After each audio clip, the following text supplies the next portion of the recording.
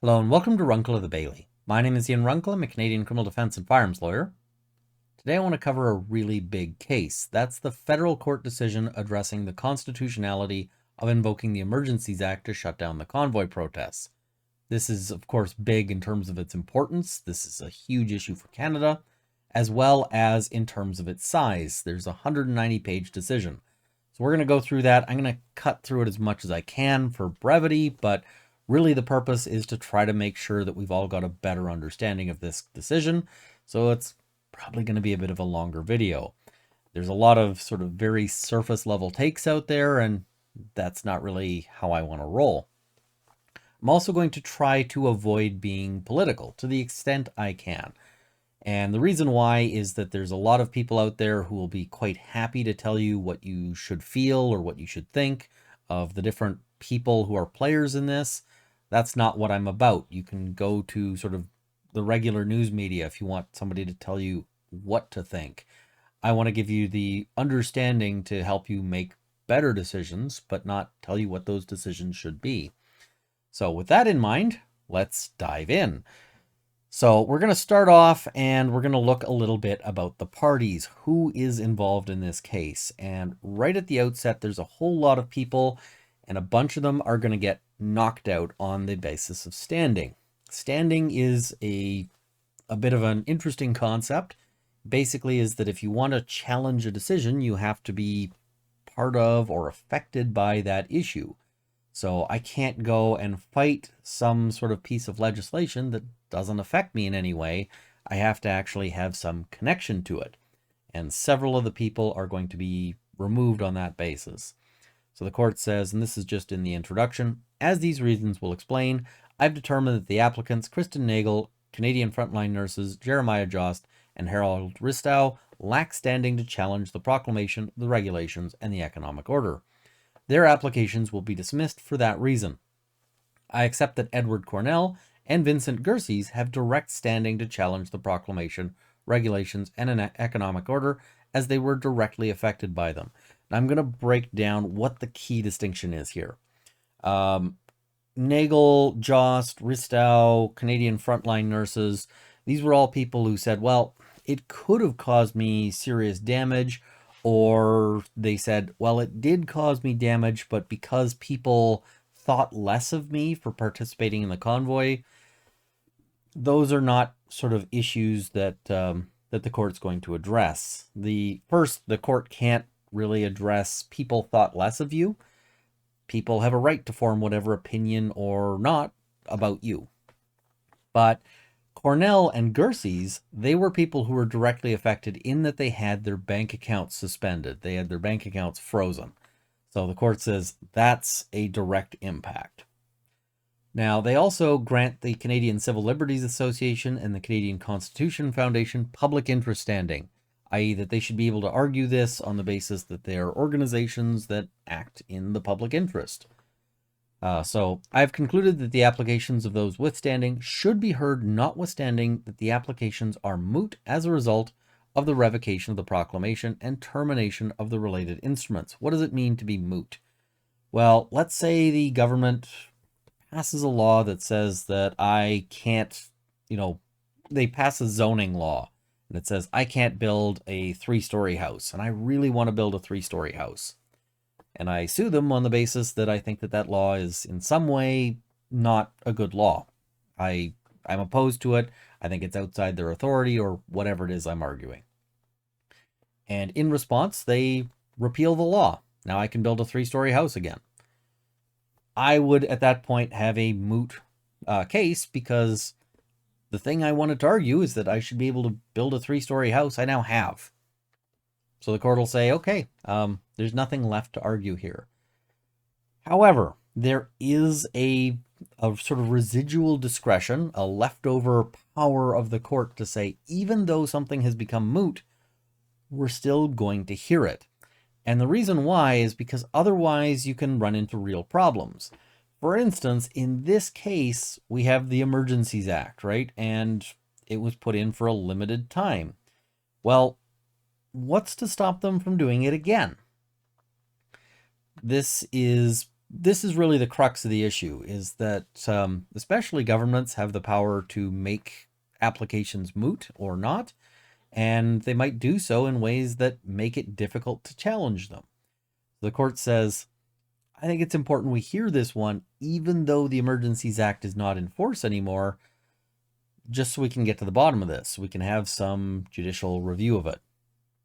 So the court notes, on the substantive issues, I've concluded that the applications of Mr. Cornell and Mr. Emergencies, the CCLA and the CCF must be granted in part for the reasons discussed below. We'll talk about what they get, what they don't get. In brief, I find that the reasons provided for the decision to declare a public order emergency do not satisfy the requirements of the Emergencies Act, and that certain of the temporary measures adopted to deal with the protests infringed provisions of the Canadian Charter of Rights and Freedoms and were not justified under Section 1 of the Charter. I find that the temporary measures were not incompatible with the Canadian Bill of Rights, and that's largely because the Canadian Bill of Rights is a useless document. So, as had been argued by several of the people. So, if you have followed along this far, 6 minutes in, you have probably read as much of this case as many of the news media who are reporting on it. So, let's dig a little deeper, shall we? They're going to cover the parties, and I'm going to skip over most of this because these are people who get knocked out, or at least, they're removed on standing issues. This section, if you want to go back and read it, I'll link the full decision below, but if you want to go back and read it, it explains a bit more about why some of these people got removed. But Mr. Cornell is a Canadian military veteran who also participated in the Ottawa protests. His bank account and credit cards were frozen following the proclamation and making of the economic order. Mr. Emergencies is a retired police officer. He participated in the Ottawa protest, and his bank account and credit cards were also frozen following the invocation of the act. This is the reason why they end up having direct standing, is because their accounts were frozen. And let's talk about that. I mean, we've got a Canadian military veteran and a retired police officer. These are both people who, in some capacity, have served their country, done public service. And they're, I don't know if Mr. Cornell is retired or just, a veteran, but I'm sure he's getting some sort of benefits from the government. Same with retired police officer. These things would go into a bank account. Very few people nowadays have like cash under the bed or like a safe full of, doubloons or anything like that. For most people, if your bank account and your credit cards are frozen, you can't pay your mortgage. You can't buy groceries. You can't any of these things. The impact is tremendous.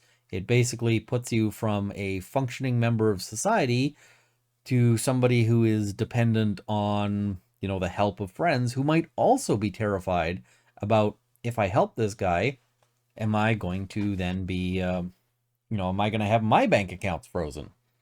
So that is, that's a big deal, right? This is a heavy threat that was leveled against protesters.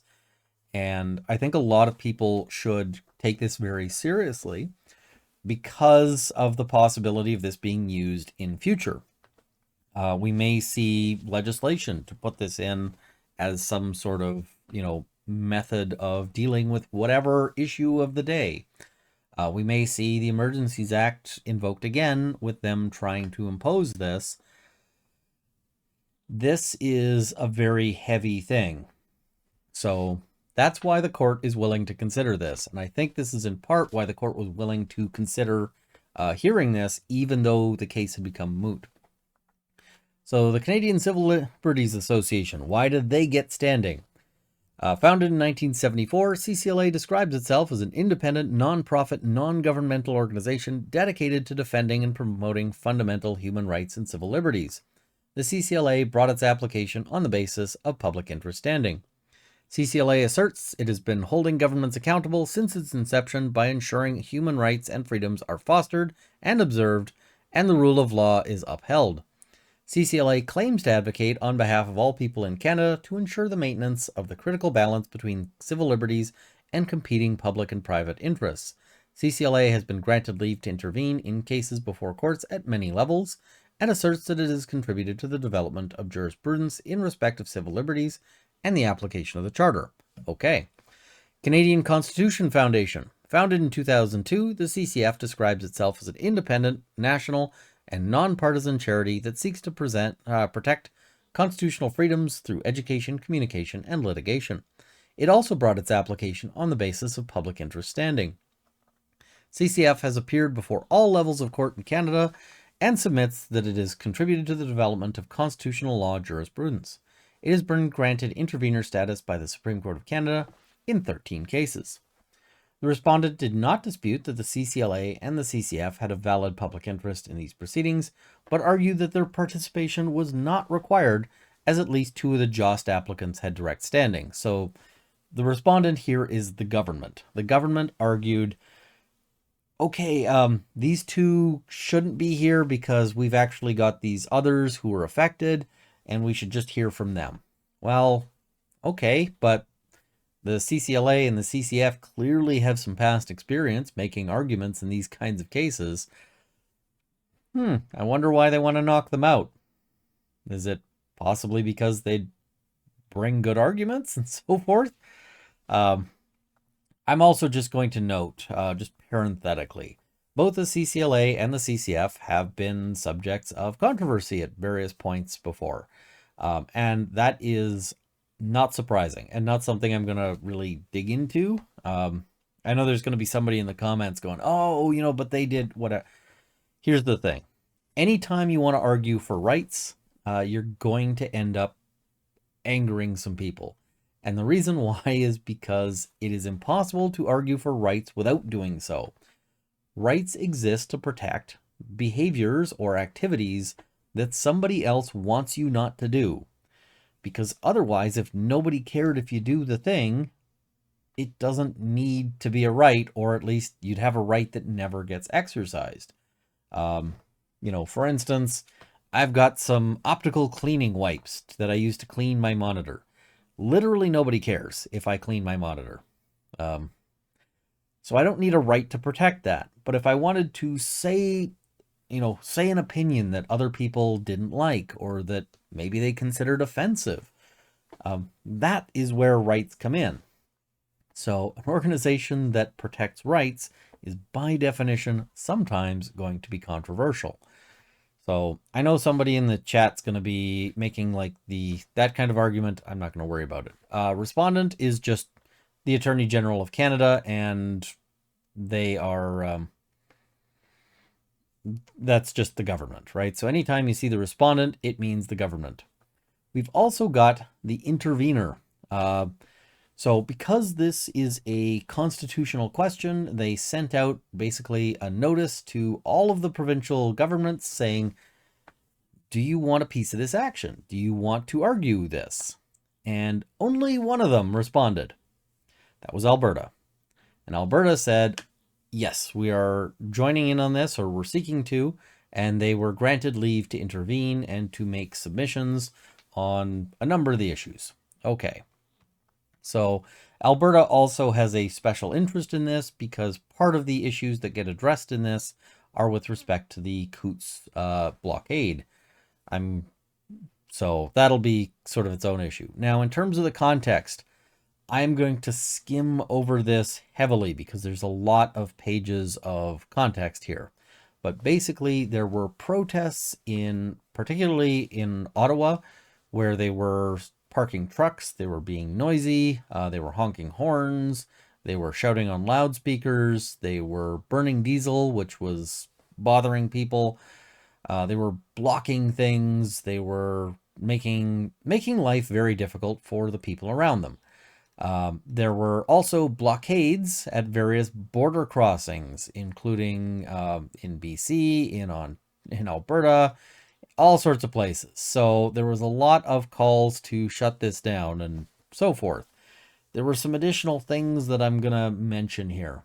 So information considered by the IRG, according to its minutes, included that extremist elements were taking part in the protest. These included members of an organization known as Diagolon, which reportedly proposed to establish a diagonal country from Alaska to Florida under the slogan Gun or Rope. The founder, Jeremy Mackenzie, was arrested in January 2022 before coming to protest in Ottawa after police found firearms, prohibited magazines, ammunition, and body armor at his home. When they say prohibited magazines, they mean firearm magazines, not like printed magazines. So, moreover, one of Mackenzie's associates, Derek Harrison, had made a video in which he reportedly expressed his desire to turn the Freedom Convoy protest into our own January 6th event, alluding to the storming of the U.S. Capitol. One of the applicants, Ms. Nagel, was in contact with Mackenzie when she was in Ottawa. I don't know what contact means. It could mean that she had extensive meetings with him. It could mean she met him a couple of times. Now, Diagolon is a weird organization because depending on who you ask, it's either deadly serious or a complete satire. So I don't really know what to make of them because some people are like, this is just a big joke, and some people are serious about it. And so if you see somebody flying that, you don't know if they're doing it for the memes or because they mean it. And I think it's mostly people doing it for the memes, but maybe pick a different meme because this one's becoming a little bit poisoned. And so the purpose of referring to this information is not to indicate whether the concerns about Diagolon or the charges against Mackenzie were well-founded, but it is information that was before Cabinet when the decision to invoke the Emergencies Act was made. So the court might be expressing that they are not sure if it should be taken seriously or not either. Now this one I'm going to have some comments about. Visible symbols of hate were seen to be held or worn by protesters in media photographs of the occupation. The applicants, Mr. Jost and Ms. Nagel, acknowledged under cross-examination having seen demonstrators wearing yellow Star of David emblems featuring the words non-vax in comparison to the symbols victims of the Holocaust were forced to wear. News articles reported protesters with flags featuring swastikas and signs bearing the Nazi SS symbol as well as Confederate flags. So let's break that down a little bit. I mean, I'm not saying these symbols aren't offensive. However, to say that they were symbols of hate to me seems to be a bit of a stretch because of how these symbols were being used. Sure, there's people wearing yellow Star of David emblems featuring non-vax. I think that's dumb. I think that was incredibly poor messaging. It's going to offend people. It's not going to convince anybody to your side. But the point wasn't to attack Jews. The point was that they were making a very clumsy comparison where they were comparing themselves to the victims of the Holocaust, which is dumb. That is, but it isn't to try to attack Jews. So let's differentiate that, right? Similarly, the people with swastika flags, I can't say all, because there may be some whatever, but the ones I saw weren't people who were suggesting that they, as the person holding the flag, were Nazis. They were trying to compare the government to Nazis, which, again, yeah, I don't think it was the most effective messaging, but I don't know that I would call it a symbol of hate because they weren't themselves calling for the destruction of any of the groups that the Nazis did. They were trying to suggest that the government was being unreasonable and overblown. This is sort of a form of political criticism and commentary that goes back and has been popular enough that we have Godwin's Law to sort of talk about it. It's never very effective, but it's popular. And I wouldn't say it's necessarily a hate symbol. Confederate flags, I don't know why they were there. And that was probably, yeah. Whether or not those are hate symbols will be debated, but certainly they're going to be offensive. So that is what it is. We'll move on because, again, trying not to be political, I just don't think that the factual basis for some of these conclusions is really there when we look at the context. So some of those involved in organizing the protest brought with them a document purporting to be a draft memorandum of understanding between a group called Canada Unity, the Senate of Canada, and the Governor General. The draft memorandum proposed to form a joint committee to assume government functions, in return for which the convoy would cease its occupation of Ottawa. When it was pointed out that this proposition was devoid of any constitutional reality, it appears to have been ignored by others on the scene, i.e., some of the organizers brought a stupid thing and everyone said that was stupid and moved on. There is no protest that doesn't have some stupid idiot there and probably organizing it. But just because protests often, and I mean often, call for the government to resign and be replaced by something else, that doesn't mean that it's an insurrection. Because lots of people have used the term insurrection on this, and I don't think that's the case. So, but it illustrates an effort by some of those involved in the protest to interfere with the democratic process and undermine the government. Now, I'm just going to note, some is a term that appears a lot on the LSAT, and it means at least one person. Okay, fair enough. Border blockades. So there were a bunch of border blockades, and the ones that the one that's going to get a lot of the attention was at Coutts, because at Coutts, a number of people, the police raided 2 camper trailers and a mobile home at Coutts, arrested 11 individuals, and seized a cache of weapons, including 14 firearms, a large supply of ammunition. By the way, they always say it's a large supply of ammunition because that's just how you buy ammo a lot of the time. You know, people buy ammo by the case or the crate or whatever. And body armor.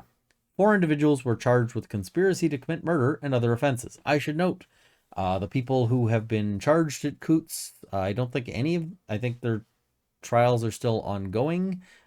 That process is still ongoing, so these are allegations at this stage. Some of the body armor seized was marked with the Diagolon insignia. Okay.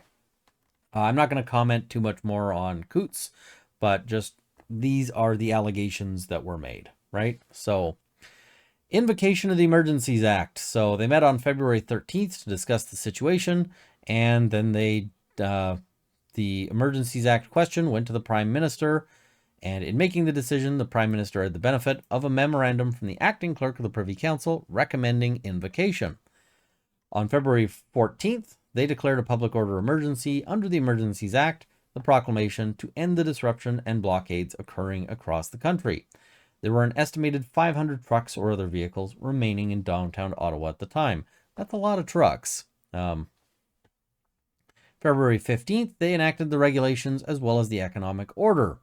The RCMP completely restored access to the Coutts border crossing the same day and reached a resolution with protesters at the Emerson blockade. I don't know the degree to which the economic order and so forth impacted that, because the RCMP may have been threatening, like, hey, go home now or we'll freeze your bank accounts and you will starve in the dark. So, between February 15th and February 23rd, the RCMP disclosed information from the Ontario Police, OPP, OPS, and its own investigations on approximately 57 named entities and individuals to financial service providers, resulting in the temporary freezing of about 257 accounts under the economic order. So, that's pretty serious, as I mentioned. So on February 16th, Public Safety Minister brought a motion to confirm the declaration of the public order emergency. That's required by the Emergencies Act. Blockade at Emerson in Manitoba was completely cleared that day. So subsection 58 sub 1 requires that an explanation for the reasons for issuing the declaration and a report be laid before each House of Parliament within 7 sitting days after the declaration is issued. So they did that February 16th. So this is all going to be part of the evidence the court hears. On February 23rd, the declaration of a public order emergency was revoked. So that cancels it. And they still had a parliamentary review committee that must review the exercise of powers and the performance of duties and functions pursuant to a declaration of emergency. So that happens March 3rd, 2022. And so they also declare an inquiry, so April 25th, and that inquiry was to report to both houses of Parliament by February 20th, 2023. Now, that inquiry and all of those things were controversial because there were a lot of allegations of bias and so forth. The reason why we're going to talk about sort of the existence of the inquiry and so forth is that one of the arguments the government will make in this is you don't need to hear this decision at all because we already have had these inquiries, and that's good enough, right? That's the same thing. Okay, let's keep going. Decision under review. The proclamation. So the proclamation specified that the emergency was constituted of A, the continuing blockades by both persons and motor vehicles that is occurring at various locations throughout Canada, and the continuing threats to oppose measures to remove the blockades, including by force, which blockades are being carried on in conjunction with activities that are directed toward or in support of the threat or use of acts of serious violence against persons or property, including critical infrastructure, for the purpose of achieving a political or ideological objective within Canada. B, the adverse effects on the Canadian economy, recovering from the impact of the pandemic known as the coronavirus disease 2019, COVID-19, and threats to its economic security resulting from the impacts of blockades of critical infrastructure, including trade corridors and international border crossings. C, the adverse effects resulting from the impacts of the blockades on Canada's relationship with its trading partners, including the United States, that are detrimental to the interests of Canada. D, the breakdown in the distribution chain and availability of essential goods, services, and resources caused by the existing blockades, and the risk that this breakdown will continue as blockades continue and increase in number. And E, the potential for an increase in the level of unrest and violence that would further threaten the safety and security of Canadians. The proclamation further specified that the special temporary measures anticipated by the government or Governor and Council are measures to regulate or prohibit any public assembly other than lawful advocacy, protest, or dissent that may reasonably be expected to lead to a breach of the peace, or the travel to, from, or within any specified area to regulate or prohibit the use of specified property, including goods to be used with respect to a blockade, and to designate and secure protected places, including critical infrastructure. B, measures to authorize or direct any person to render essential services of a type that the person is competent to provide, including services related to removal, towing, and storage of any vehicle, equipment, structure, or other object that is part of a blockade anywhere in Canada, to relieve the impacts of the blockades on Canada's public and economic safety, including measures to identify those essential services and the persons competent to render them, and the provision of reasonable compensation in respect of services so rendered. Now, this one I think is particularly concerning. And why do I think that? Well, it actually purports to force labor. And we've got a word for forced labor. It's not a good word. It's a very unhappy word. But basically they wanted to compel people to work. And they said, oh, well, we're going to provide reasonable compensation. But when you're making somebody do something that they don't want to do, that's pretty ugly to me. I have a real problem with B, and I think everybody should, because,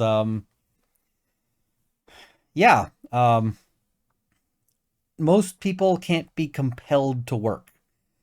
And this is kind of ugly in that sense. So I really don't like that as a thing that our government did. Measures to authorize or direct any person to render essential services to relieve the impacts of the blockade, including to regulate or prohibit the use of property to fund or support the blockade, to require any crowdfunding platform and payment processor to report certain transactions to FinTrack, the Financial Transactions and Reports Analysis Center of Canada, and to require any financial service provider to determine whether they have in their possession or control property that belongs to a person who participates in the blockade. Okay, see, this is somewhat concerning as well. To direct any person to render essential services is, again, the same problem, but they're basically saying we need to be able to identify who is participating in the blockade, and can we take their stuff? How do we take the stuff of the people who are there? Measures to authorize the RCMP to enforce municipal and provincial laws by means of incorporation by reference. The imposition, so just allowing them to enforce laws they might otherwise not be able to enforce. The imposition of fines or imprisonment for contravention of any order or regulation made under Section 19 of the Emergencies Act. So if you were a tow truck driver who didn't want to tow, they could throw you in jail for it, was what they were suggesting there. And other temporary measures authorized under Section 19 of the Emergencies Act that are not yet known.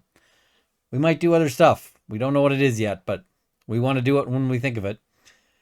Reasons for the decision. So they're going to I was just about to tell you what that means, but they're going to explain it in the decision. So I'll let the judge do it. When an administrative decision maker is required by the legislative scheme to provide reasons for its decision, the reasons are the primary mechanism by which they show that their decisions are reasonable. And decisions must be reasonable on review, usually. That's usually the test. Their purpose is to demonstrate justification, transparency, and intelligibility. So lots of things require reasons, and that's because a lot of the time the government might do something that affects your interests, and they have to show why.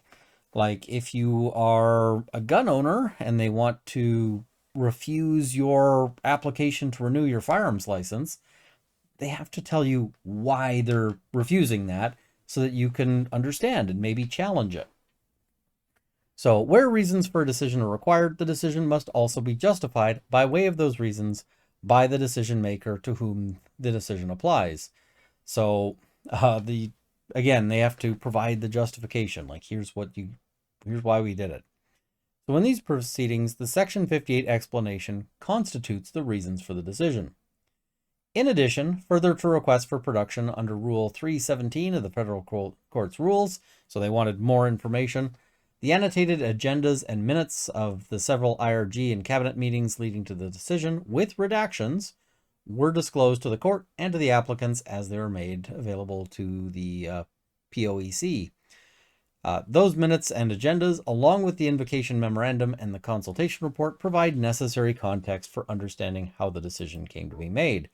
So now they're going to have a section on procedural history, which we're going to skip because it's long and it's going to talk about, hey, this side filed this motion and this side filed that motion, and we're just looking at the decision. I'm not going to worry as much about how we came here. So evidence. The parties filed extensive evidence, including affidavits, responses to Rule 317 requests, excerpts from the debate in the House of Commons, testimony from the POEC hearings, internal and external communications from the three levels of government, media reports, and press releases. Over 150 exhibits were attached to one government paralegal's affidavit alone. In total, the record exceeded 11,000 PDF pages. Remember that number, 11,000. And remember how long it's going to take us to get through 190 pages, even skipping over a whole bunch of stuff? 11,000 pages. This is going to be important when we get to discussion of the mootness argument, which I think is worth actually discussing. I thought about cutting it. I think it's worth discussing. So we're going to discuss it. Accordingly, I will not review the evidence in detail, but refer only to elements I consider significant. Thank you, court. I don't know how they'd go through 11,000 pages. Now I'm going to skip over most of this discussion, other than to note this bit here, because it's kind of funny. The affidavit of a member of the law firm representing Nagel/CFN was tendered to introduce video statements of the Prime Minister, Deputy Prime Minister, and Justice Minister describing the implications of the regulations and economic order. In addition, the affidavit introduced foreign and domestic media reports, public opinion surveys, excerpts from the House of Commons proceedings, and a tweet from the account of the President of El Salvador. I will not comment on what I thought of that item. I don't know which tweet that was, but the court is throwing a little bit of shade about that one. That's not to say, I don't know, but the court had opinions. All right, skipping over most of this. We're going to talk about what the government filed a little bit, because I think that's a little more pertinent. So they filed the affidavits of Stephen Schrag, Superintendent Denis Baudouin, and Rebecca Coleman. Mr. Schrag, I'm that's just how I'm going to pronounce it. I'm sorry, Mr. Schrag, if I'm getting it wrong, is a senior policy advisor with the Privy Council, Office Security and Intelligence Secretariat. He provides support to the National Security and Intelligence Advisor to the Prime Minister and to the cabinet process for matters within his area of responsibility. He described himself as having operational knowledge of the mandates, memberships, and practices of decision-making and coordination structures within the cabinet, but acknowledged having no direct knowledge of the deliberation and decision-making discussions during the days immediately preceding the declaration of a public order emergency on February 14th, 2022.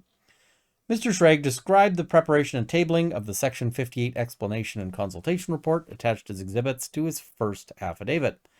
He refers to the content of the Section 58 explanation and states that the decision to issue the declaration was informed by, and it's in quotes, robust discussions at the 3 meetings of the IRG. However, as Mr. Schrag put it during cross-examination, he had no visibility at those meetings and could not personally speak to what robust meant in the circumstances. So he says they had robust discussions, but he can't tell us what robust means. Okay. Now, one of the things that happened with my own dispute with the government is that they brought in a person to testify who really had no ability to directly testify to a lot of the questions. And I'm wondering if Mr. Schrag is a similar example. We've been told most transparent government ever, but they are very, very careful to prevent any information they don't want out from getting out. They're not transparent at all. He was not involved in the writing of the Section 58 explanation and was not able to be of much assistance in shedding light on the deliberations, either because he did not know or because of objections to questions put to him on the ground of cabinet confidentiality. So he says everything's fine, but once they start asking about it, he doesn't know or can't answer that question.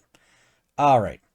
In total, and then so moving on to Superintendent Baudouin, he testified that the RCMP disclosed information on approximately 57 entities and individuals to financial service providers, and approximately 257 accounts were frozen. So he's telling them about which accounts were frozen. On cross-examination, and I think this is really important, Superintendent Baudouin acknowledged that the RCMP officers involved in this process did not apply a standard such as reasonable grounds before sharing information with the financial institutions. So rather than applying any sort of like charter compliant test for when somebody should have their accounts frozen, it was just, we think this one. That's a problem because maybe they get it wrong. Maybe you get targeted and you had nothing to do with this. Maybe you're just a person who, maybe they got the name wrong. Maybe they got facial recognition wrong. Maybe they something. So, all right, moving on. Legal framework. We're going to talk about the law around all of this. The Emergencies Act was enacted in the aftermath of the controversy over invocation of the former War Measures Act. So, basically the last time they used powers like this, people were so upset by it that they had to create a new version that was a little more watered down, or at least in terms of government powers. So that was in response to the 1970 terrorist attacks in Quebec. The act contains a number of threshold components and deliberate checks and balances, because the War Measures Act had no real checks and balances. It was just go nuts. These include the definition of national emergency as constituting an urgent and critical situation of a temporary nature, which creates a situation that either seriously endangers the lives, health, or safety of Canadians, and is of such proportions or nature as to exceed the capacity or authority of a province to deal with it, or seriously threatens the ability of the government to preserve the sovereignty, security, and territorial integrity of Canada. Now, I would have thought Quebec might have been an intervener on this to be like, hey, we hate these kinds of things because they allow the federal government to run roughshod over provinces. And normally Quebec is a province that supports provincial authority. Apparently not this time. How about that? Quebec, step up. I say step up because I'm just used to Quebec being sort of the national spine on these issues. And Where are you at? So, moreover, a national emergency can only be found to exist if the situation cannot be effectively dealt with under any other law of Canada. Under the Act, and I skipped myself forward a whole bunch. Under the Act, for a public order emergency to be declared, there is the additional requirement that there must be a threat to the security of Canada, drawing on the definition of such threats provided in Section 2 of the Canadian Security Intelligence Service Act. So that's the CSIS Act. And CSIS is sort of the Canadian spies? Yeah. The specific clause of that definition relied upon in issuing the proclamation in February 2022 concerns activities directed toward or in support of the threat or use of acts of serious violence against persons or property for the purpose of achieving a political, religious, or ideological objective. I.e., normally that's what we describe as terrorism, right? If you're blowing up a building in order to achieve like a religious or political goal or whatever else. In addition to the terms of the Act, the proclamation, and the related regulations and economic order, it will be necessary in these reasons to refer to the relevant provisions of the Charter, Canadian Bill of Rights, and the CSIS Act, which are set out in the attached Annex A. We're not going to read Annex A. Sorry, we're just not. The invocation memorandum submitted to the Prime Minister recommended the invocation of the Act. The Section 51 explanation and the consultation report, both tabled in the Houses of Parliament as justification, are attached as Annex B. We're also not reading that. I'm going to link this whole thing in the description below, but if you want to go through the memorandum, you can do that on your own or in another video if you guys ask enough. So, issues. So they're going to talk about which sides asked for which issues. We're going to scroll all past that because the court is going to boil it all down. And thank God. So, in my view, in addition to the preliminary questions relating to mootness and standing, the issues raised by the parties and the intervener may be summarized in 3 broad questions. Okay, I like 3 questions instead of like 16. Was the proclamation unreasonable and ultra vires of the Act? Now, unreasonable is complicated, but it means kind of what it sounds like, although there is a presumption of reasonability. Reasonable essentially means, can you justify it, and is it within the range of acceptable outcomes? Recognizing that often there's not one way to solve a problem, there might be multiple viable, valid ways, and so long as you're within the range of this is a defensible position, they'll find it to be reasonable. Ultra vires is a concept of basically outside of the power of the Act. So let's say I am given power by some law that says I have complete authority over fruits, as in like, strawberries, cherries, whatever. And let's say I then decide to use that and I say I'm going to regulate combine harvesters because those could affect, cherries or whatever. I'm probably failing on my understanding of agriculture here, but they would say that decision would be ultra vires my power with regards to, cherries, oranges, apples, strawberries, etc., because now I'm affecting heavy machinery. I guess that's an example. Maybe not my best example, but we're gonna roll with it. Did the powers another sort of place where you'll often see ultra vires discussions is the Constitution gives certain powers to the provinces and certain powers to the federal government. And so, for example, criminal law is given to the federal government. If a provincial government tries to pass a criminal law, they'll say, that's ultra vires, it's not within your authority to pass criminal law, province. So, did the powers created by the Economic Order and Regulations violate sections 2B, C, D, 7, or 8 of the Charter? And if so, can they be saved under section 1? So, freedoms of speech, association, etc. And section 1 is a provision that basically says, hey, the Charter gives you a whole bunch of rights, but only if we think that they are, we can violate those if those restrictions are justified in a free and democratic society. Section 1 is basically the your rights only go so far provision that exists throughout the Charter. Section 1 is a headache, but it is what it is. It exists. So, did the regulations and economic order violate the Canadian Bill of Rights? Okay. So, argument and analysis. They're going to start off with test for motion to strike, and I'm going to skip over that because the court didn't strike this. The court heard it, and so we're going to skip over all of that. The court deals with it briefly, but we could easily spend 10 minutes on it, and we're not going to. Test for mootness. Mootness, I think, is more interesting. Mootness, I mentioned before. The court will not hear a matter if it's not sort of an ongoing matter normally. And the court's going to explain a little bit more. A matter is moot when there's no longer a live issue between the parties and an order will have no practical effect. So, all sorts of examples of this, but I gave some before. The respondent brought its motion to strike the 4 applications for judicial review on the basis that all of the applications are moot since they seek remedies in respect of legislative instruments that are no longer in effect, such as the public order emergency ended and the proclamation, regulations, and economic order were revoked on February 23rd, 2022, i.e., we're not under the Emergencies Act now, so what do you care? No problem, right? Who cares if they froze your bank account? It's unfrozen now, right? So accordingly, the respondent argues, there is no live controversy between the parties and nothing concrete or tangible for the court to opine on that will impact the rights and interests of the parties. That's the government position, right?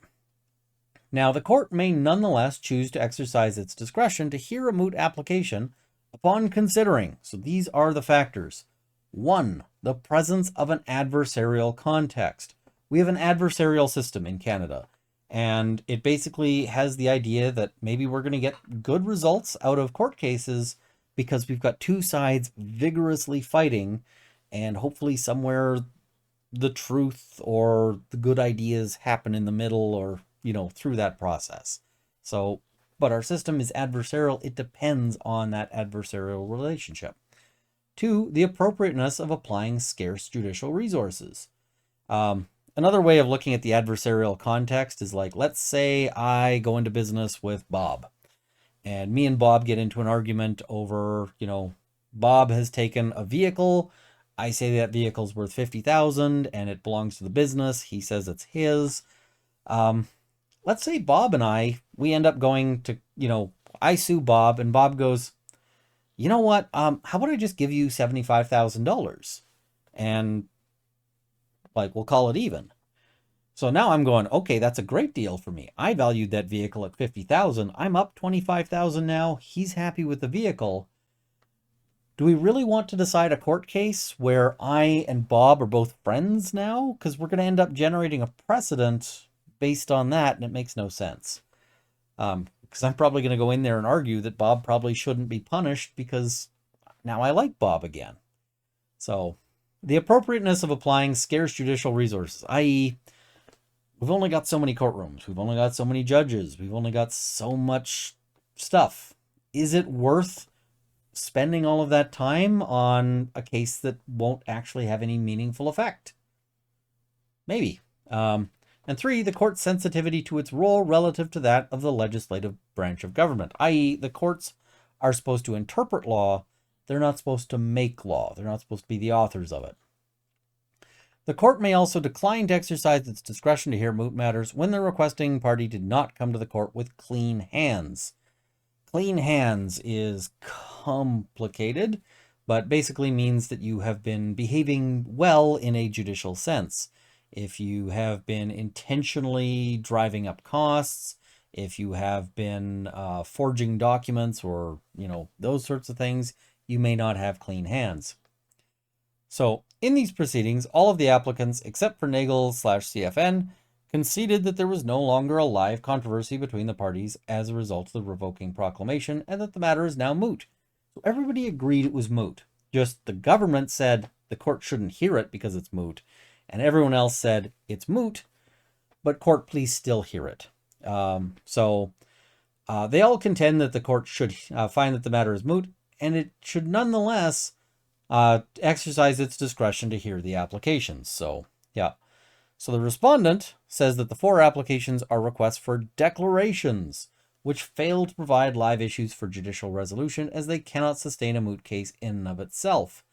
A mootness finding cannot be avoided because declaratory relief is sought, i.e., usually the court doesn't step in and say, we determine that you were in the right.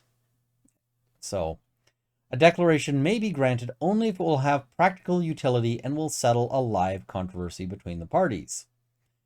Moreover, the respondent submits that the court should avoid expressing an opinion on a question of law where it's not necessary to do so to dispose of the case, as abstract constitutional pronouncements may prejudice future cases, i.e., what you decide on this case that doesn't matter anymore, and again, that's the government's position, might harm future cases by requiring the court to follow those decisions. So,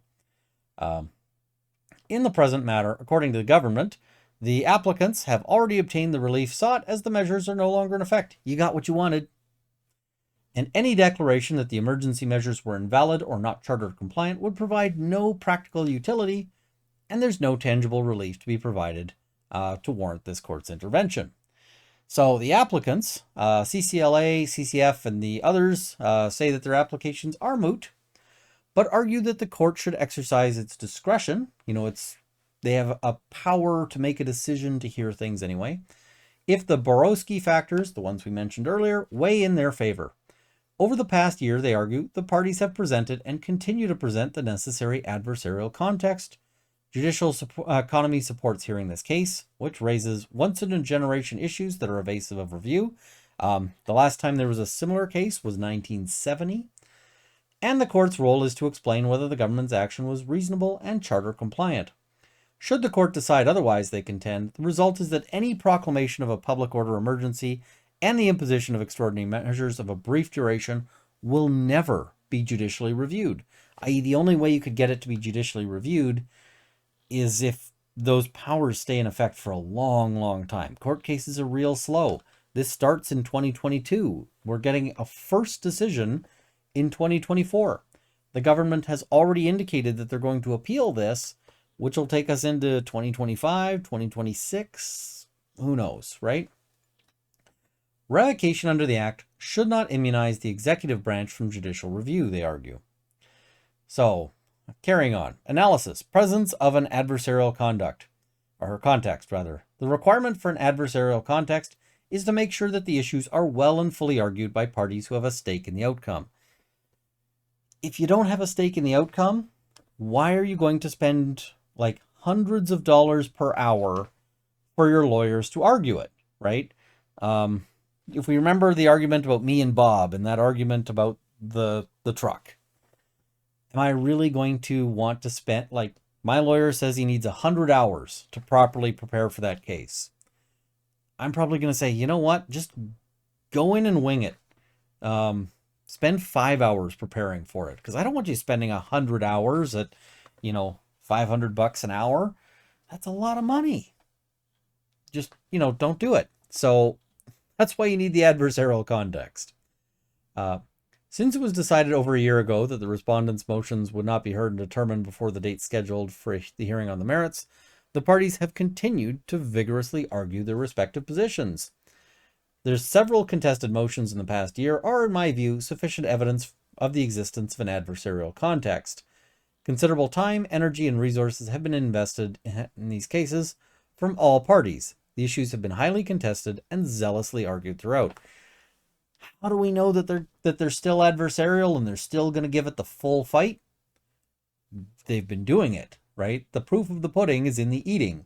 So the how we know they're going to fight it is they've been fighting. They've been going to the mat on this. I don't want to know how much this case has cost because it's going to be a lot. These matters are distinguishable from the applications dealt with in Ben Naum and Canada. I don't know how to pronounce that, but my best guess. A case relied upon by the respondent. In those proceedings, 4 judicial review applications challenging Canada's vaccine mandates for air and rail passengers were struck. So they're saying, hey, it got thrown out in that case. What about here? Among the reasons why Associate Chief Justice Gagné declined to hear them were that the mandates had been revoked and declaratory relief would bring no practical utility. However, by the time those measures came before the court, the federal and provincial health safety measures adopted in the pandemic had already been constitutionally challenged across the country as they were in full force and effect, i.e., in those cases, it was being heard in other courts. So that was already being considered.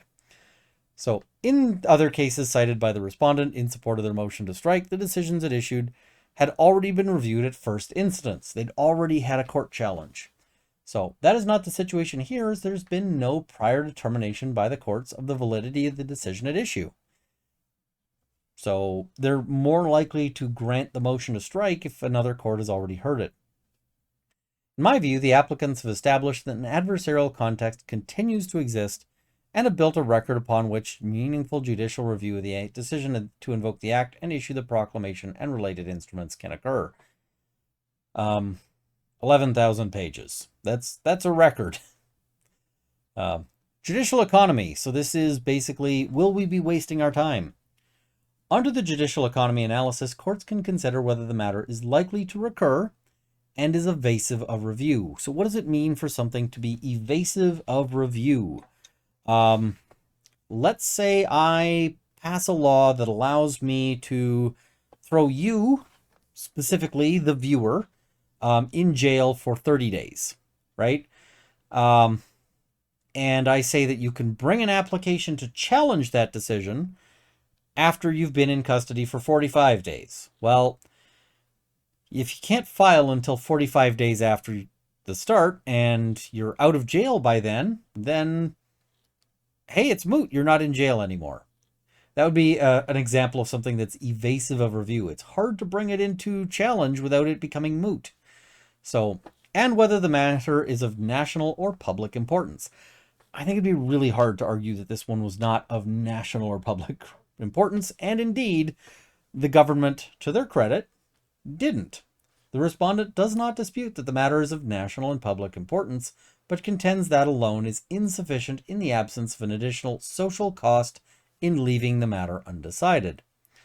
The respondent suggests that the likelihood of recurrence is uncertain, given the exceptional circumstances in which the act was invoked, and contends that further declarations will not be evasive of review going forward in light of the requirements for both a public inquiry and parliamentary review. So what the government is saying is, listen, we're going to have review because there's got to be a public inquiry and there's got to be a parliament.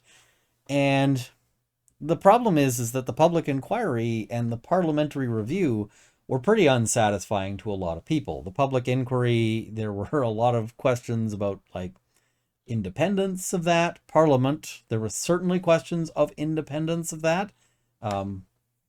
They're not the same as the court, and the court's going to agree that they're not the same as the court. Court says, I disagree. The risk of other episodes of public disorder of the nature which occurred in February 2022 cannot be discounted, i.e., there might be another convoy, guys.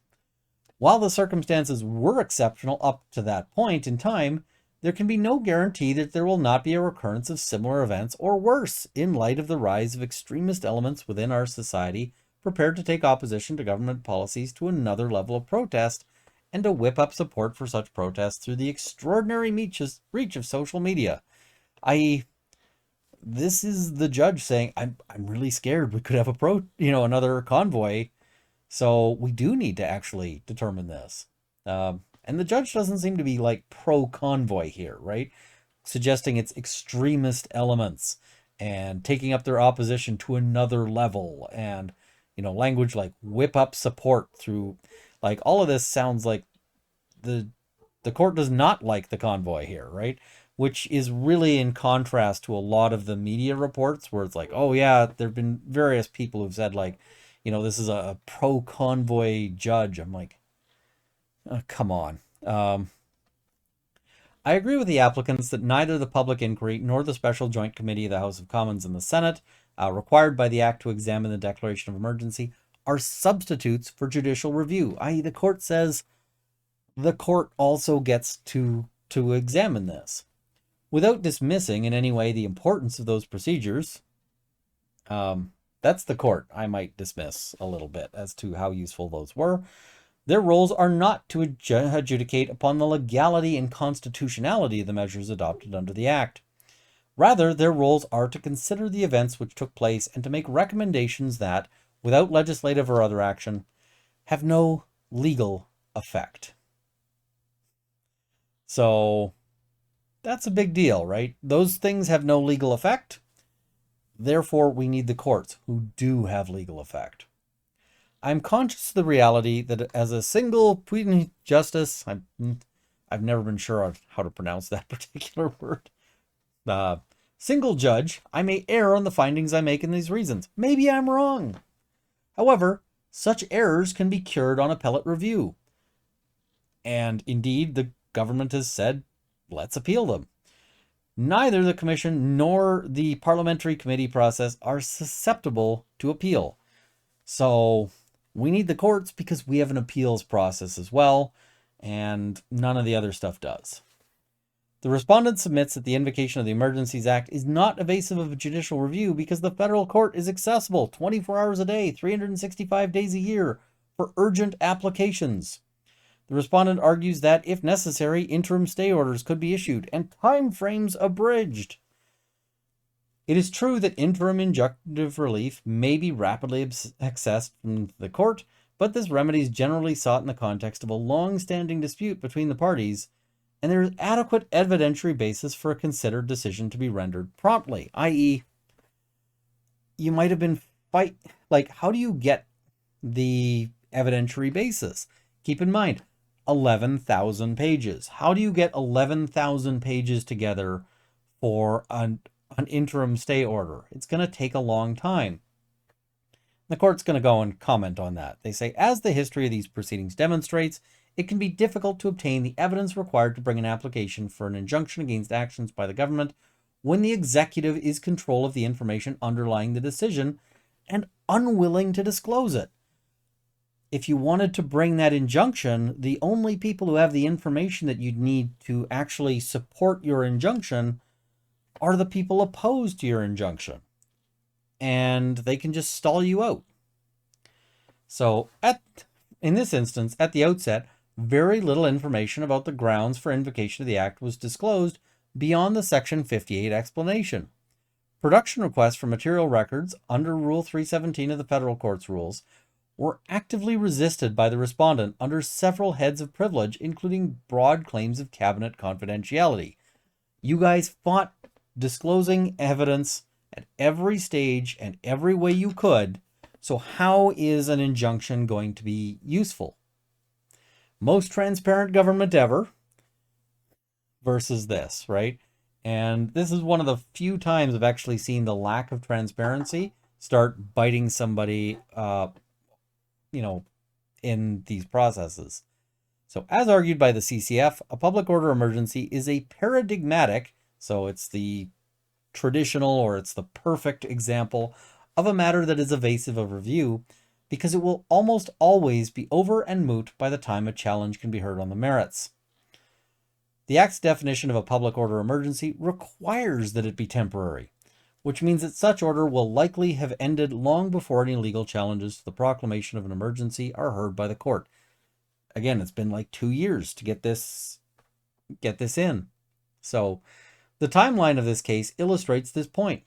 If the court declines to hear these cases, a precedent may be established that so long as the government can revoke the declaration of an emergency before a judicial review application can be heard, the courts will have no role in reviewing the legality of such a decision.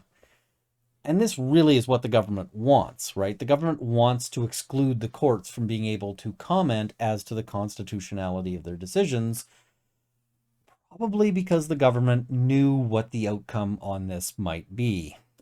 So there would thus be an additional social cost in leaving the issues raised in these proceedings undecided, as the Act vests extraordinary powers in the executive, including the power to create new offenses without recourse to Parliament, i.e. they can create new crimes. They can just ban things by will, or public debate, and the power to act in core areas of provincial jurisdiction without provincial consultation or consent. That is saying basically this undermines the constitutional division of powers, which is important, right? The Constitution of Canada is important to Canada. So that is something the court is taking very seriously here. Uncertainty as to when and how the act can be invoked necessarily creates a social cost that in the next emergency, the government may take similar measures without the benefit of the guidance of the courts on their reasonableness or compliance with the charter. Court says, listen up. In the result, the interests of judicial economy do not foreclose the hearing of these applications. So we want to hear it, is what the court's going to say. Court says, I agree with the respondent that the Act's requirements for a parliamentary review process and public inquiry calls for an extra measure of caution. However, a review of the legislative history of the Act demonstrates that Parliament itself contemplated judicial review of emergency declarations. This is with regards to the argument that the court should stay out of this because then they'd be venturing into lawmaking. So the court's response is to say, we're not lawmaking, we're doing what Parliament said we should do, which is, they said we should have judicial reviews here, so we're going to do that. The bill introducing the Act in 1984 was amended to drop the loose requirement that Cabinet only needed to be of the opinion that an emergency existed in favor of the requirement that there be reasonable grounds for such a decision. The expressly stated purpose of this wording was to empower the courts to judicially review emergency proclamations. So they specifically added a reasonable grounds thing to allow the court to review it. So the court says it's entirely appropriate for us to review it. A reviewing court may have reference to the legislative history of an enactment as part of the context, but that evidence must be examined with caution. What they mean is that when they're looking at things like parliamentary records and so forth, that is something they can look at, but it isn't determinative. Instead, the court goes on to say, the authentic meaning of an enactment must be read according to the modern rules of interpretation set out in Rizzo and Rizzo, but the information obtained from parliamentary debates can be particularly useful when it confirms that the interpretation given is correct. So that's just part of how we interpret the statute here. Here, it is clear that the change in the draft bill resulting in the present language was made so that there would be an opportunity for judicial review. This was done in the full consideration of the legislators that the Act, as drafted, called for both a public inquiry and a parliamentary review, as the debates clearly indicate.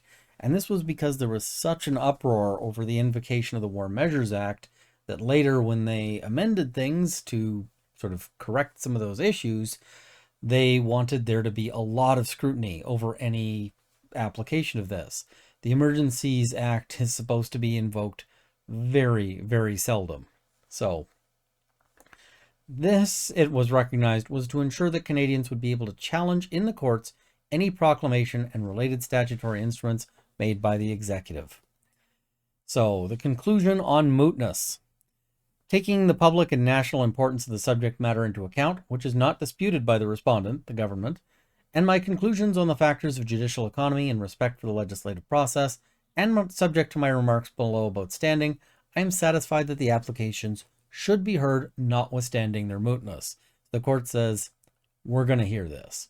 And I think that was the right call. I think that it absolutely was the right decision. So I'm skipping over the standing bit because we already sort of covered that, and it's probably not the most important. So carrying on, as explained by the Supreme Court of Canada in the case of Dunsmuir, judicial review is intimately connected with the preservation of the rule of law, a constitutional principle which the courts have a duty to enforce. And the rule of law is complicated as a concept, but it includes basically that the government should be bound by laws as well as the public. And the government can't just do what it feels like, it has to follow the rules. So all wielders of public power, including at the highest levels of the executive, must be reviewable and accountable to the law. How that is done requires the reviewing court to first determine the appropriate standard or standards of review to apply. The leading authority for this is now the decision of the Supreme Court of Canada in Vavilov. So we're getting into what's called standard of review, which is how wrong does a decision have to be before the court can step in? What is the test for when the court will reverse a decision versus just accept the previous decision? So in the absence of a legislated standard, so some legislation specifies what the standard is, or review related to a breach of natural justice or procedural fairness, the presumption is that the court is to engage in a reasonableness review. So, and that's from Vavilov. There are three key exceptions to this presumption. One, constitutional questions. Two, general questions of law of central importance to the legal system as a whole. And jurisdictional questions. For these, the court is to engage in a correctness review. Now, reasonableness gives a lot more deference to the government making the decision. Correctness is basically you've got to be exactly right, and if you're a little bit off, that's no good. It'll get flipped. Reasonableness is basically you have to be way off in order for it to get reversed. So the court, I could go over all of this, but the court ultimately agrees that reasonableness is the appropriate standard. So I'm not going to go through the full analysis here. If you want to, case is linked below, but let's move on. So the court says, in conducting reasonableness review, deference is warranted, and it is not the role of the court to reweigh the evidence or the relative importance given by the decision maker to any relevant factor. So that's an example of the deference given. They say reasonableness review is an approach meant to ensure that the courts intervene in administrative matters only where it is truly necessary to do so in order to safeguard the legality, rationality, and fairness of the administrative process. It finds its starting point in the principle of judicial restraint and demonstrates respect for the distinct role of administrative decision makers. However, it is not a rubber stamping process or a means of sheltering administrative decision makers from accountability. It remains a robust form of review. Now, I am not really in agreement with it being a robust form of review. I think that reasonableness has overall ended up allowing the government to get away with way too much. But that's the quote from the court. So the court thinks that it's a robust form. So reasonableness review does not give the decision maker free rein in interpreting the enabling statutes or license to enlarge their powers beyond what the legislature intended. The court must respect Parliament's drafting choices and cannot amend the statute as it sees fit. So that's just sort of, you can't, you know, reasonableness is not intended to be this thing that just only says that the government can do what it wants. So I'm skipping ahead a little bit further and going to this section, which is the court saying, the court draws no adverse inference from the privilege claims. So what was going on here is that there was a whole bunch of information that the various parties wanted, and the government said, we are not going to tell you. We think it's covered by a privilege of some variety. And so instead, the Canadian Civil Liberties Association and the Canadian Constitutional Foundation asked the court to draw an adverse inference. And what that means is basically to have the court assume that the evidence that is not being disclosed because it would be harmful to the government's case. And the court says, I'm not doing that. Now, you might be saying, whoa, why isn't the government cutting some slack here? And I think that this is partially because this helps insulate the case from appeals. And I'll talk about that once we look at what the court says. So the CCLA and the CCF asked the court to draw an adverse inference against the respondent on both the administrative law and charter issues because of the extensive redaction of the contents of key documents under Section 39 of the Canada Evidence Act, in particular portions of the minutes of the February 13, 2022 Cabinet meeting. They did not link this argument to the privilege claims under Canada Evidence Act Section 37 and 38, or the protected solicitor-client communications. And they note the respondent, that's the government, rejected a proposal for counsel eyes only disclosure and went on to cherry pick the information it would disclose, the appellants argue, over their constant and firm objection to the non-disclosure of that content. So essentially they're saying you only were disclosing things that you thought were helpful to you. How are we supposed to run our case like that? So the court then notes, I am satisfied that even if it is possible to draw an adverse inference against the government in the circumstances, it is not necessary for the court to do so in order to decide the substantive issues in these proceedings. So this is already our hint as to what the court is thinking, right? Maybe we could rule or decide that this evidence was harmful to the government, but there's enough evidence that we have to find the government breached the charter. So the Section 58 explanation serves as the reasons for the decision to invoke the Emergencies Act, whether or not there were extensive redactions. Moreover, by the conclusion of the preparatory steps, there was considerably more disclosure of related documents and adequate evidence before the court, in my view, to determine whether the reasonableness standard had been met or the Charter and Canadian Bill of Rights had been infringed.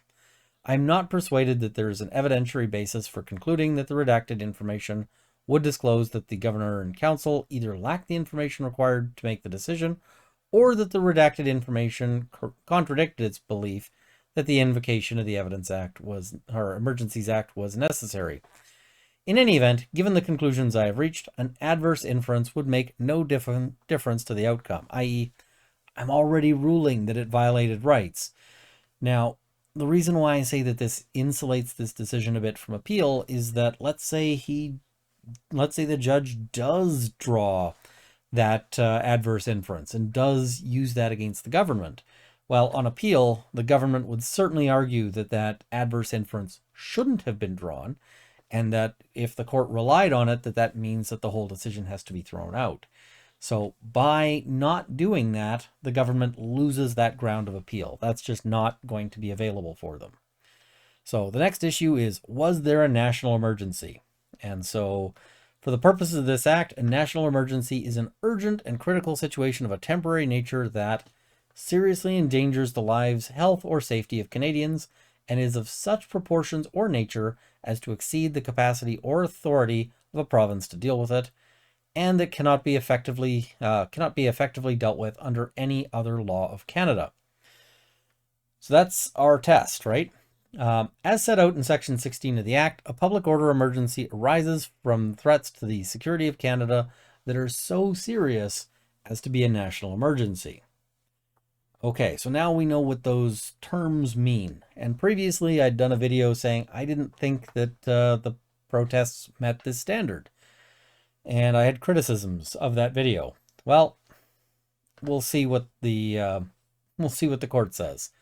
So, subsection 17(1) authorizes the Governor and Council to declare a public order emergency when it believes, on reasonable grounds, that a public order emergency exists and necessitates the taking of special temporary measures for dealing with the emergency.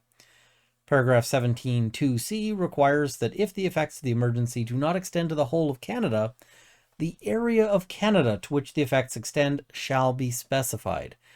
I.e., if it's just in one province, they have to limit that to one province. They can't just apply something over all of Canada just because one province has a problem. Where the declaration specifies that the effects of the emergency extend only to a specified area of Canada, subsection 19(1) provides that the power to make orders and regulations is limited to that area. This is a very strong limitation. You can't say just because Quebec is having an issue, for example, that it would apply in British Columbia, which is, for those who are not familiar with Canadian geography, a long way away. So, argument. The applicants and Alberta contend that one of the key questions in these applications is not simply whether it was wise for the Governor and Council to invoke the Emergencies Act, but whether the option was even available at law on the evidence before them. And the reason why they're not arguing about whether it was wise is because they would lose on that. That would not be something for the courts to step in on. The courts don't require that the government make wise decisions or good decisions. It requires that they make lawful decisions and take lawful steps. So before taking that step, they argue it was necessary for the Governor and Council to first reasonably determine that the statutory thresholds had been met. The applicants, so that's the people against the government here, argue that there was no or insufficient evidence that the lives, health, or safety of Canadians were seriously endangered beyond the capacity or authority of the provinces to deal with the situation, or that it could not effectively be dealt with under any other law of Canada. The intervener, Alberta, shares that view. Alberta submits that one of the relevant questions for the government to address before invoking the Emergencies Act was whether the proportions of the situation were such as to exceed the capacity of the provinces. And this is going to be a critical argument. This is basically saying, could we theoretically have dealt with it using all of our powers? Not were we doing a good job. And in assessing whether provincial authority was exceeded, the question was whether the situation was of such a nature as to exceed the province's powers of intervention. Where a province has the capacity or authority to deal with a situation, as Alberta says it had, it was not a proper use of the peace, order, and good government emergency power for the federal government to intervene because of a concern that the situation may not be resolved as quickly as it would like, or through a different approach that didn't involve existing authorities. So what this means here is this is really a division of powers issue, sort of. The federal government has the power to do this via the peace, order, and good government clause in the Constitution, because those powers are given to the federal government. But if Alberta is able, or any other province is able, to still manage the emergency, they can't say, okay, well, we would like it be done a different way. We think we've got a better answer. Instead, the province gets to pick their answer so long as they're still able to come up with an answer. The federal government does not get to tell the province what to do unless there's no other option. So the applicants and Alberta submit that the government declared the emergency to be present throughout the country in contradiction with the requirement to specify which areas were affected as per the Emergencies Act. So, regarding provincial capacity, Alberta argues that in order for the government to conclude that there was a national emergency, it was necessary for it to ask whether the proportions of the situation were such as to exceed the capacity of the provinces. Similarly, with respect to provincial authority, the government had to consider whether the situation exceeded a province's powers of intervention. To do so, the government had to consider existing provincial legislation, the provincial power to implement new measures, and ability to enforce federal laws such as the Criminal Code. Alberta argues that in meeting the test under Section 3, the government has to respect the principles of federalism and focus on whether such provincial capacity or authority exists. So Alberta is basically saying this power belongs to us as a province, not to the federal government. We were dealing with it our way, using the powers that we had, and you don't get to take over. So for the Americans in the audience, this is basically, Alberta is arguing essentially a states' rights issue. We are able to handle this, mind your business. Alberta submits that the Section 58 explanation misstates the test for declaring a national emergency as a situation that cannot effectively be dealt with by the provinces or territories. The correct test is whether any other law of Canada cannot effectively deal with the emergency, or that the situation exceeds the capacity or authority of a province to deal with it. Similarly, the invocation memorandum recommending the invocation of the Act misstated the test as whether the situation could not uniquely be dealt with by the provinces or territories. The misstated test, i.e. they're applying the wrong law, caused the government to focus on whether the provinces were effectively dealing with the situation, Alberta submits. The evidentiary records show, it is argued, that the evidence before the government would not support a finding that the test was met had it been properly applied. i.e. Alberta doesn't have to effectively deal with it, they just have to be able, theoretically, to deal with it, and, so that's good enough. And it is misleading to contend, they say, as the respondent does, that Section 3A does not relate to examining provincial authorities, but rather relates to whether the emergency extends beyond provincial borders, preventing any one province from resolving the entire crisis. To explain the argument here, let's say there is some sort of issue that happens in, Lloydminster, Alberta/Saskatchewan, because Lloydminster is a town in Alberta and Saskatchewan. It actually straddles the border. So part of it is Saskatchewan and part of it is Alberta. Let's say there was some sort of crisis happening in Lloydminster. Well, any one province might not be able to resolve the entire thing because it also affects the other one. But you might actually have a situation where both provinces are able to deal with their end of the problem. And so the argument is really mind your business, federal government. You don't get to take over there. So provinces, Alberta observes, cannot act extraterritorially. Alberta can't invade Saskatchewan. But in this instance, employing the Criminal Code and the RCMP as the provincial law enforcement body, Alberta was able to deal with the situation at Coutts without the benefit of the Emergency Act special measures and before they were enacted and applied. They're like, we already had that wrapped up, so our end is good.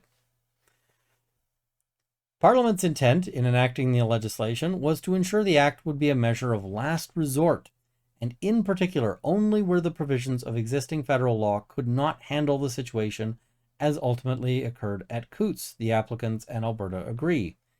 In dealing with the threat of violence there, the RCMP acted under the authority of judicial search warrants issued pursuant to the Criminal Code. That incident did not amount to a truly national threat in the applicants' and Alberta's views.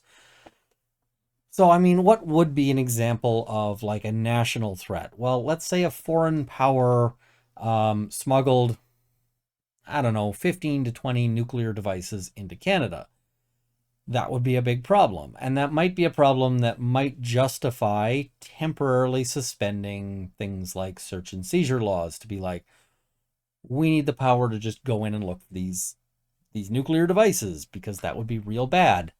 And if those are spread across the country, then it's like, we need these powers. They don't exist currently, but we need them right now. So, but this is not what we're talking about. We're talking about, a protest that is becoming really obnoxious, really inconvenient, but it's not what is sort of described as a national threat here.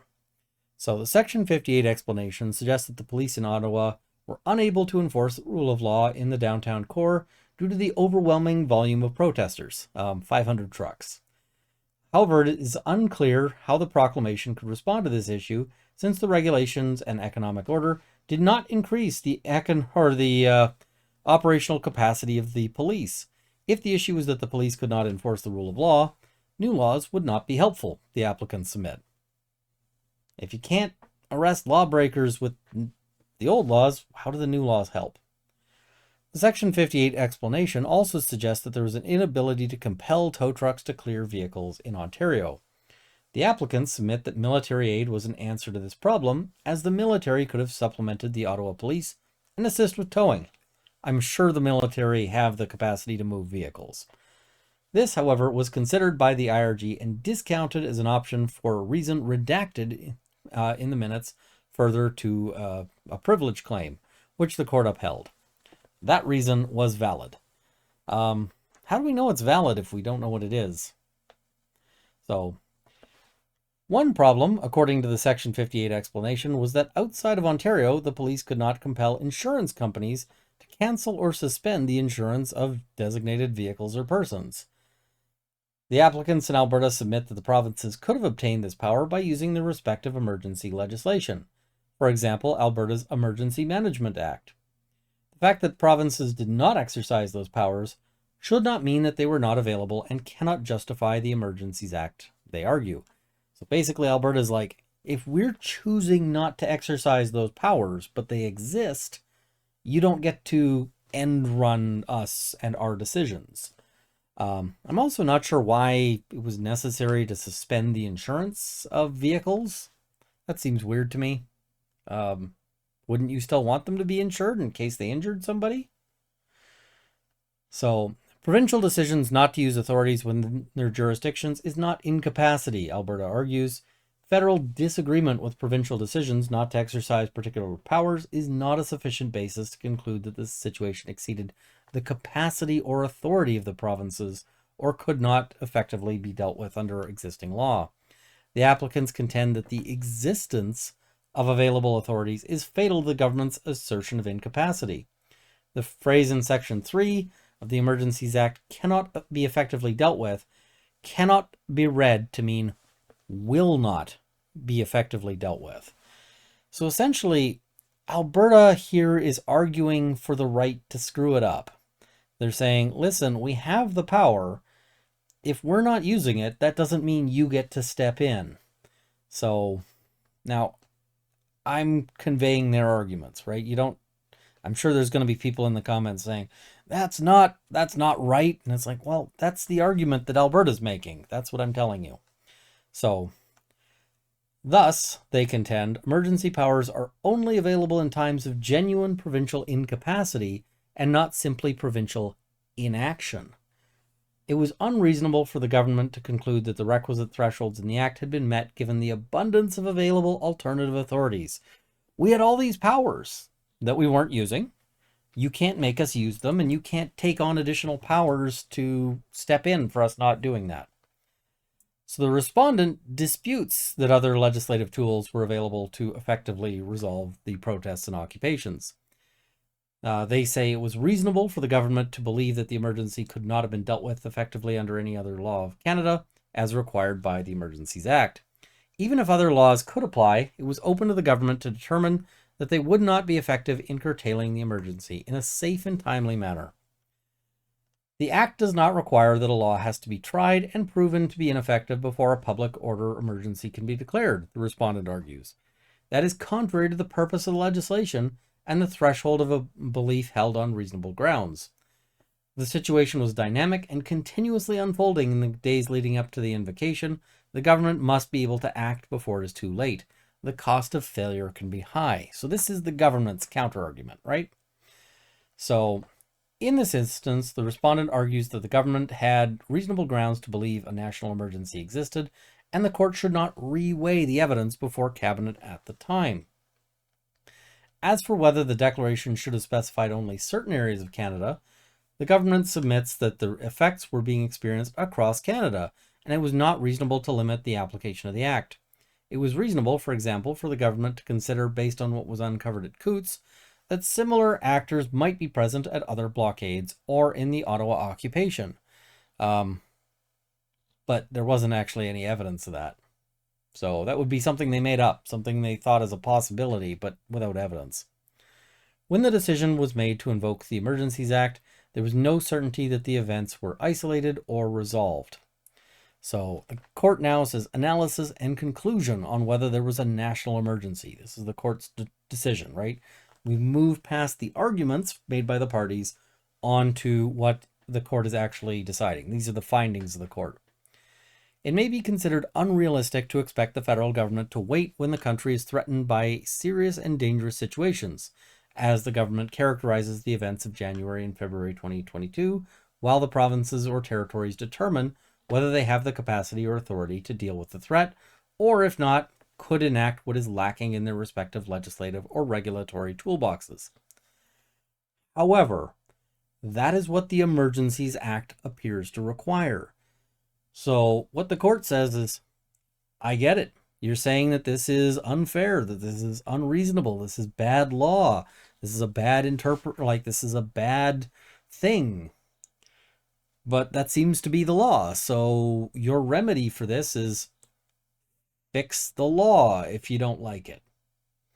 So while the widely published images of people enjoying the hot tub and bouncy castle sets put up in proximity to Parliament Hill and the War Memorial suggest a benign intent, there were undoubtedly others present there and elsewhere at the blockades across the country with a darker purpose. I do like that the hot tub and bouncy castles got a mention. Like, cool.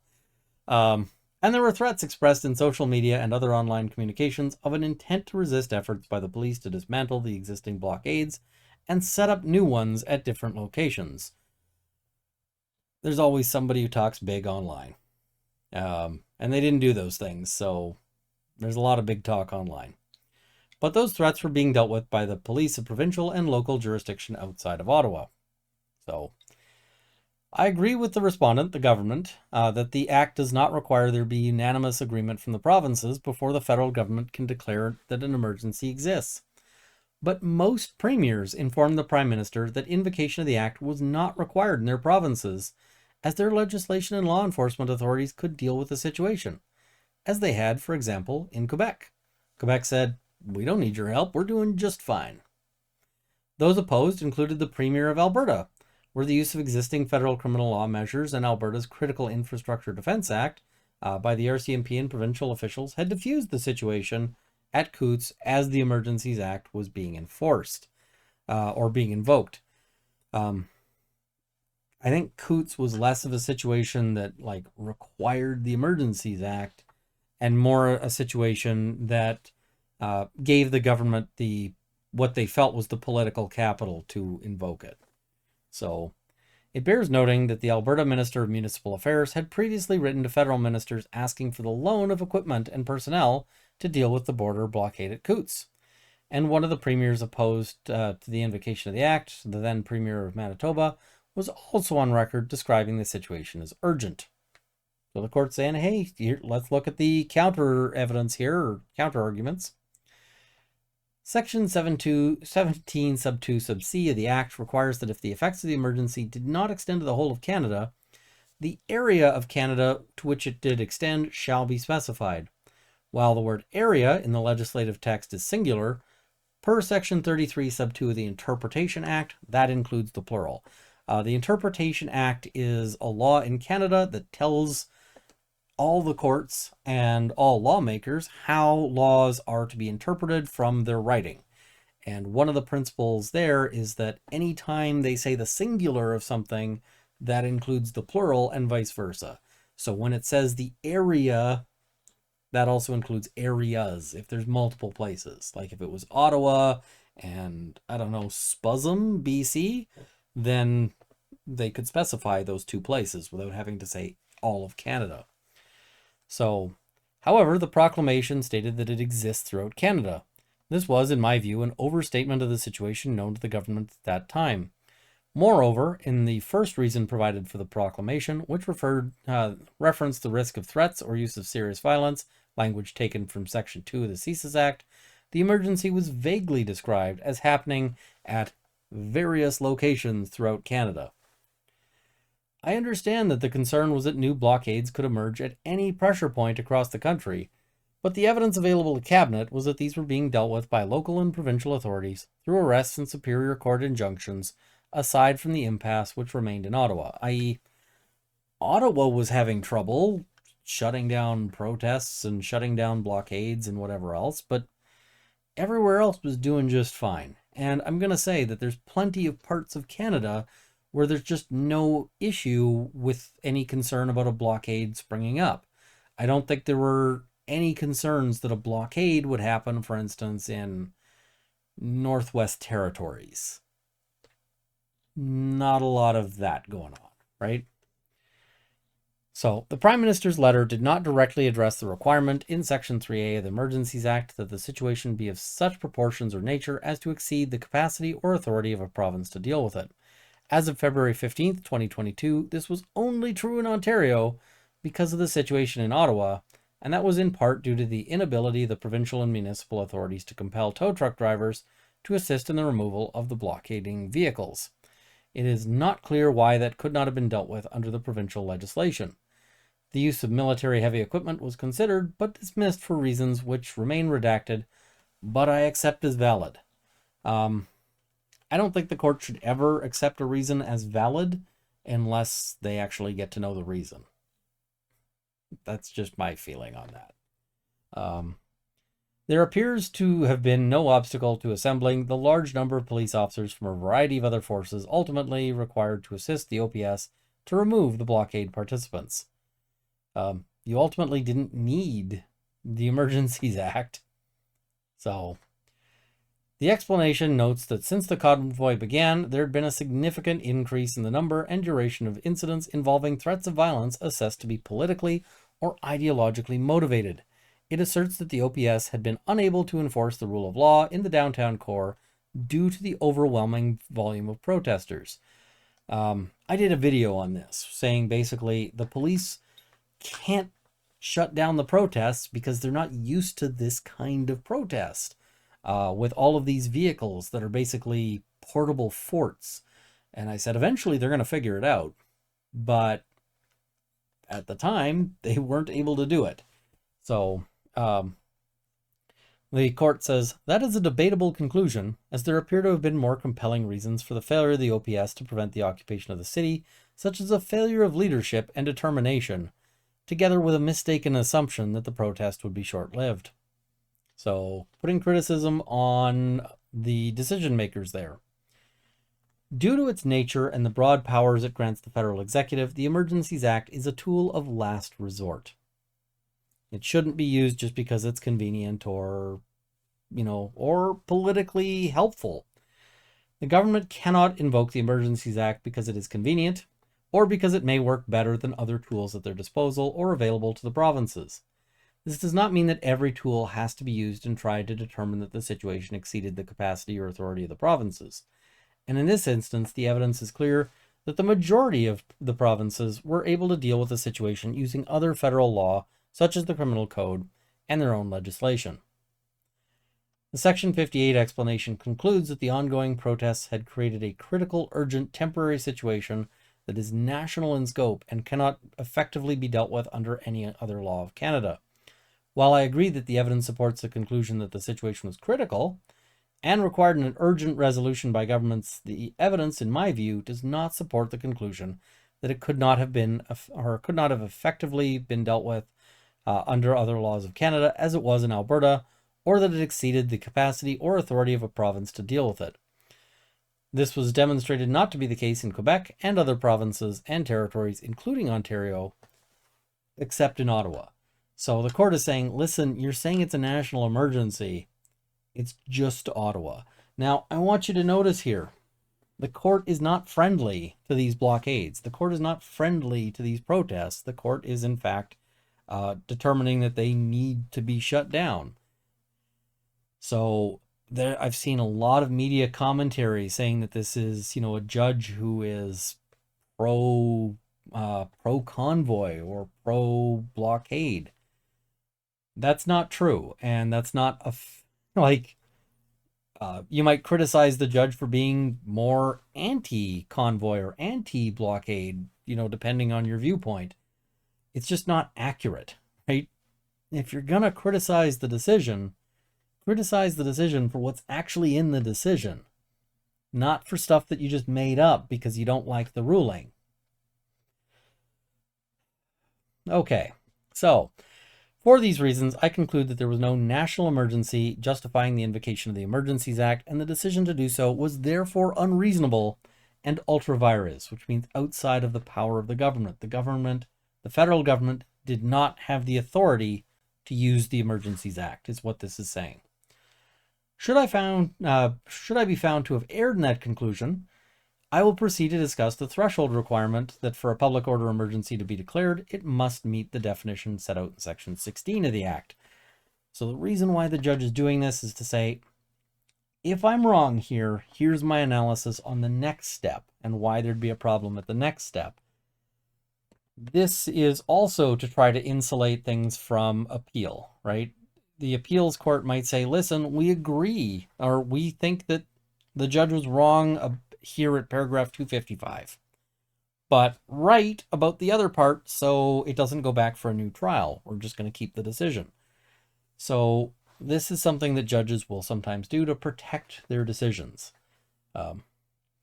Was the threats to the security of Canada threshold met? In a general sense, it was reasonable for the government to be alarmed at the impact of the blockades and the effects they were having on cross-border trade. Now, just as a note, Canada depends hugely on cross-border trade. Canada and the US do a tremendous volume of trade, and so it's really, that's kind of critical. Those effects could be said to fall within a broader sense of threats to the security of Canada, or more generally, the concept of national security. The meaning of national security is not defined in the statutes. In Suresh, that's a case, the Supreme Court of Canada recognized that the concept was difficult to define because it was highly fact-based and political in a general sense. So in this court, after an extensive review of the authorities, Justice Simon Noel concluded that national security means, at minimum, the preservation of the Canadian way of life, including safeguarding of the security of persons, institutions, and freedoms in Canada. So we've got a definition, or we've got a prospective definition. A broad and flexible interpretation of the words threats to the security of Canada could encompass the concerns which led the government to issue the public order emergency declaration. Had the meaning of those words not been limited by reference to another statute and applying a deferential standard of review, I would have found that the threshold was satisfied. So the court says, I would have agreed with you, except that the statute actually specifies that it uses the definition in a further statute where we've got some additional pinning things down.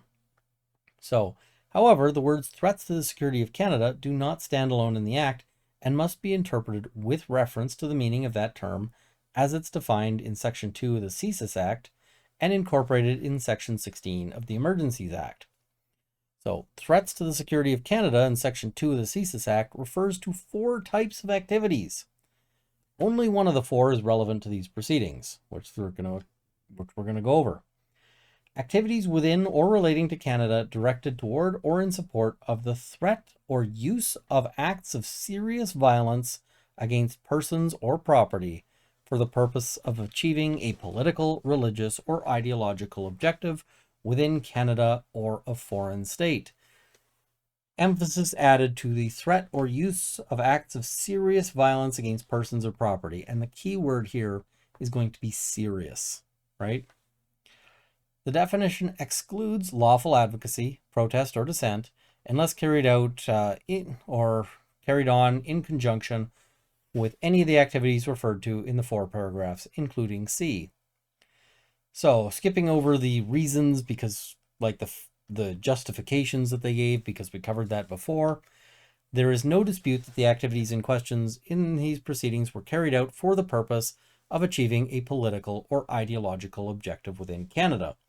The participants in the protests in Ottawa and elsewhere were explicit in demanding changes to government policy. That's usually what protests are about, right? It's either changes in government policy, or people might sometimes protest corporations' actions. But most of protests are political in some fashion. So some of the participants went further in demanding a change in government. The question is whether the activities were directed toward or in support of the threat or use of acts of serious violence as the definition requires. So, serious violence is going to be a sticking point here. The use of serious violence in the definition indicates that it imposes an elevated threshold, the applicants argue. So, it's not just violence, it's serious violence. It's more than just violence. They say that the actions and their consequences contemplated in the proclamation and as described in the Section 58 explanation fall far short of the required standard. Loss of cross-border trade, for example, while a valid cause for government concern, cannot reasonably be construed as serious violence. So, not everything that causes a problem is serious violence, right?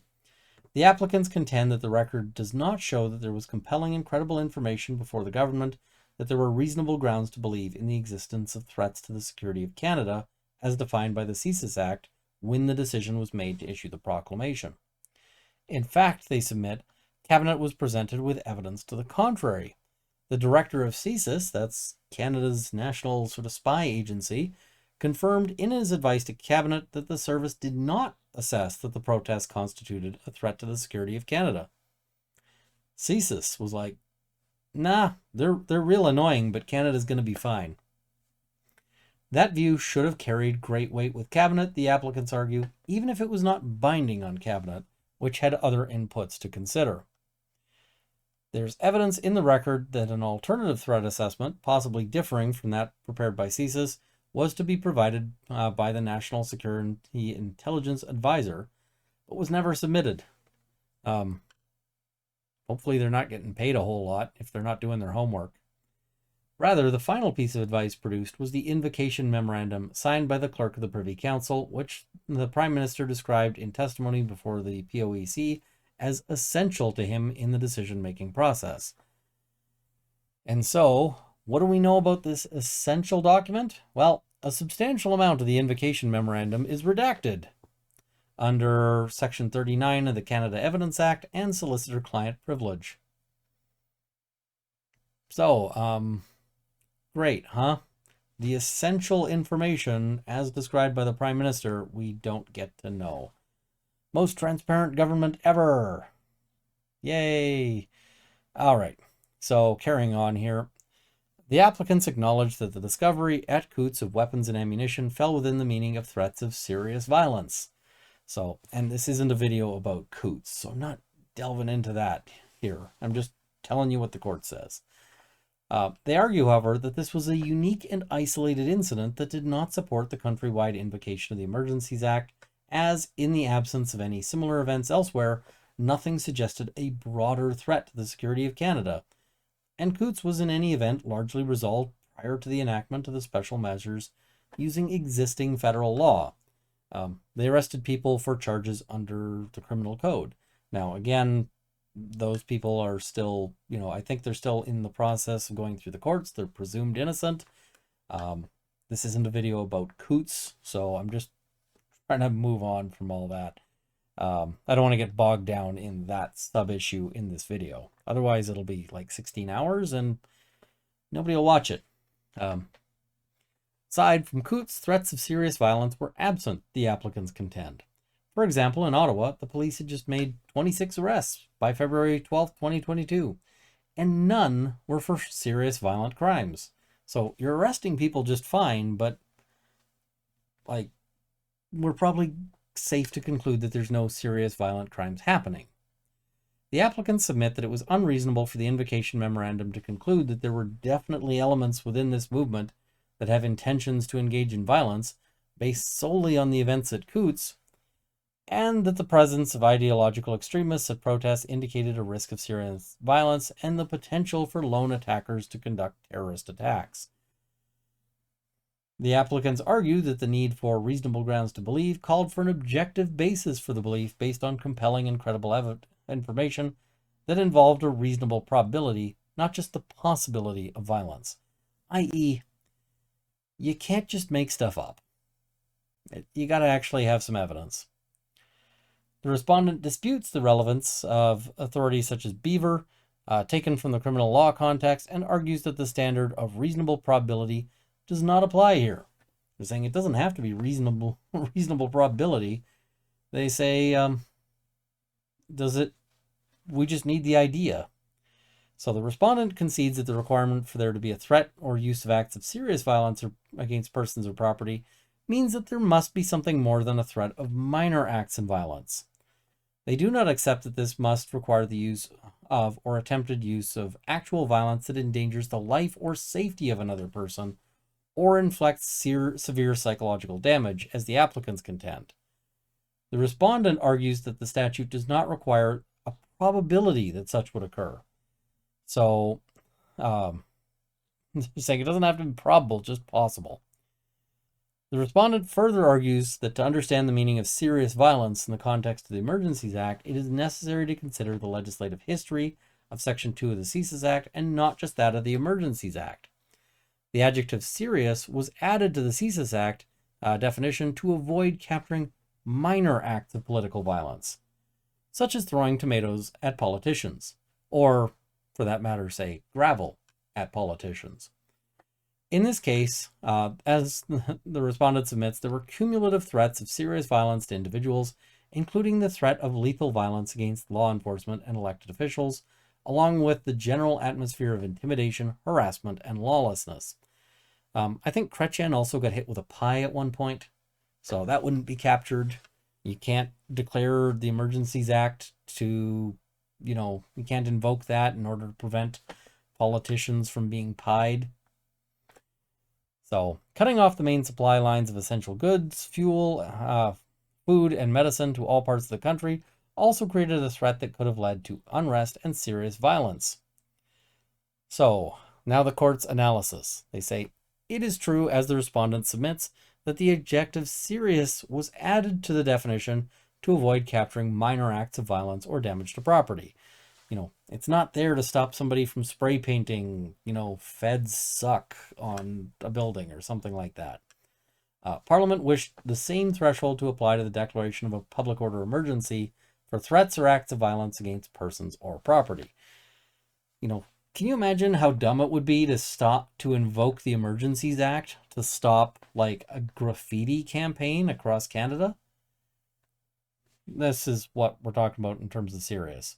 So guidance as to the meaning of a serious threat in the context of national security can be found in Suresh at page 90. The threat must be serious in the sense that it must be grounded on objectively reasonable suspicion based on evidence, and in the sense that the threatened harm must be substantial rather than negligible. So substantial harm in the context of violence or threats of violence against persons must rise to the level, in my view, this is the court's view, of at least that contemplated by the term bodily harm in the criminal code. Now, they'll tell us how they define that. I'll explain a little bit further. So the code defines bodily harm in section 2 as any hurt or injury to a person that interferes with the health or comfort of the person and that is more than merely transient or trifling in nature.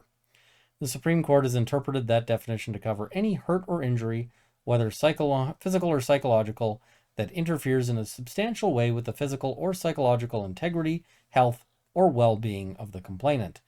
You can get bodily harm from such things as a split lip, a black eye, a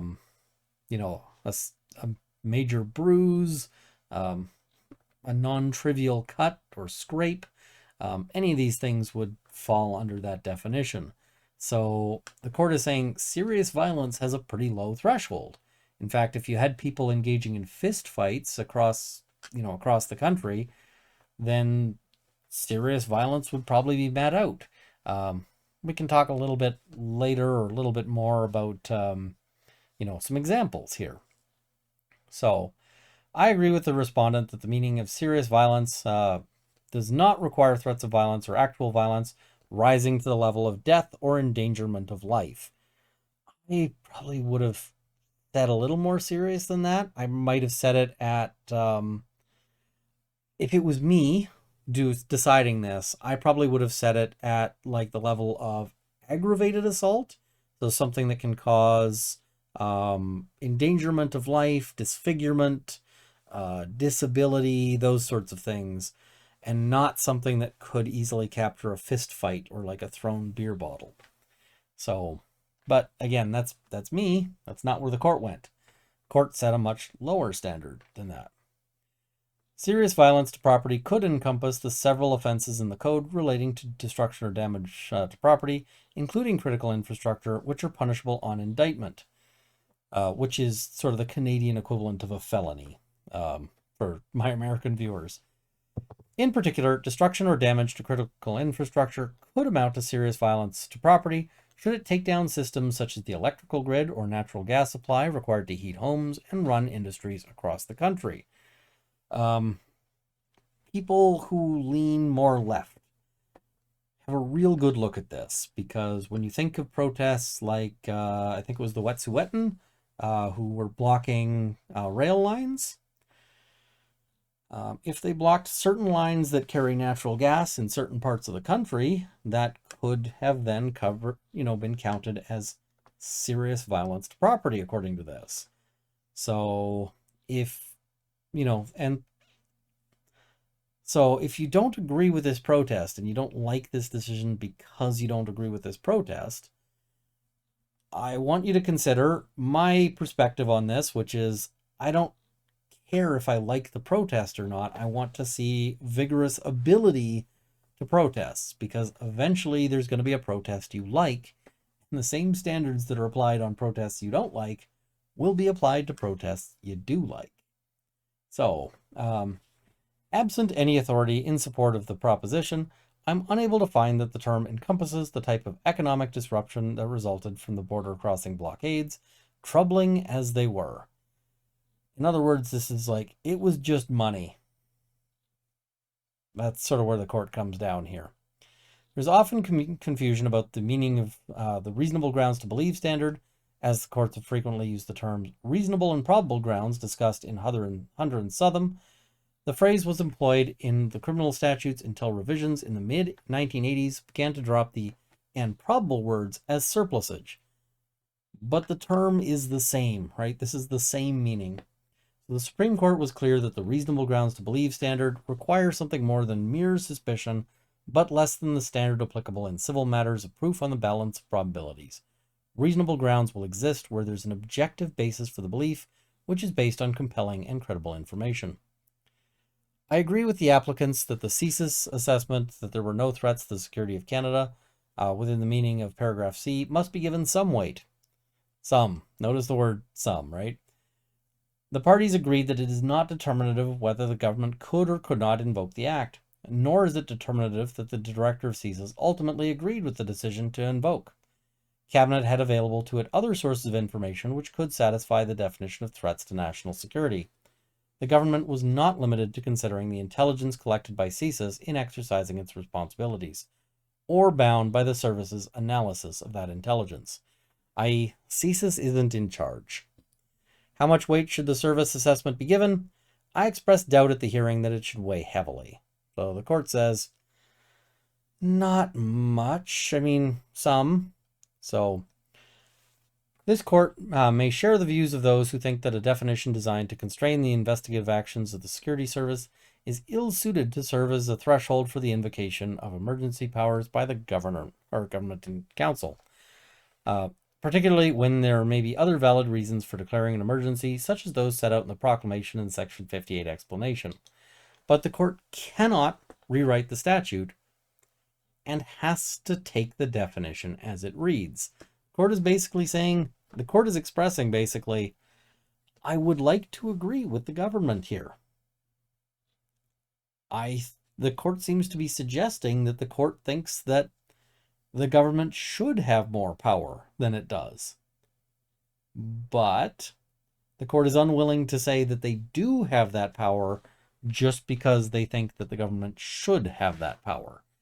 And so this is the court here signaling like, I think you should have more power, but you don't. And so you don't get to just imagine yourself more power. You have to stick with the powers you've got. You can see here more signaling that the court is not pro-Convoy. The court is like, I think they should have all this power to shut things down if they want to, but you don't. Tough, right? So Cabinet was in the same position when it was considering how to deal with the situation it was facing in February 2022. It had to consider whether the statutory test was met. Were there reasonable grounds to believe that the people protesting in Ottawa and elsewhere across Canada had engaged in activities directed toward or in support of the threat or use of acts of serious violence against persons or property? And while the ultimate decision whether to invoke the act is highly discretionary, the determination of whether the objective legal thresholds were met is not, and attracts no special deference. There is only room for a single reasonable interpretation of the statutory provision. So they're saying standard is reasonableness, but there's only one answer. There is no range of possible answers. The clerk had cautioned the Prime Minister that PCO's conclusion that the criteria for declaring a public order emergency had been met was vulnerable to challenge. Properly so, in my view, as the evidence in support of PCO's analysis was not abundant, i.e., it was pretty thin. It rested primarily on what was uncovered at Coutts, Alberta, when the RCMP executed search warrants and discovered firearms, ammunition, and the indicia of right-wing extremist elements. Now, I'm always a little skeptical of the RCMP because the RCMP has engaged in what are called dirty tricks campaigns before. So I want to see the evidence on this one. I haven't come to any conclusions on that. So the Section 58 explanation states that violent incidents and threats of violence and arrests related to the protests have been reported across Canada. But these reports were vague and unspecified, apart from allegations that tow truck drivers in Ottawa had been threatened should they assist the police. What that meant is unclear. The only specific example of threats of serious violence provided is Coutts. And in terms of threats, like what is a threat? There's a whole bunch of different threats. It could be, if you do this, we're gonna lock you in your tow truck and we're gonna set it on fire and kill you. That would be a threat of serious violence, right? But we can think of other threats that would not be.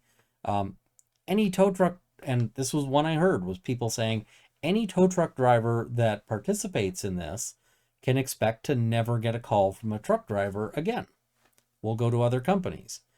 That's a threat, but it's not a threat of serious violence. It's not a threat of violence at all. It's just saying, if you do this, we won't like you and we won't do business with you anymore, which is kind of legal, right?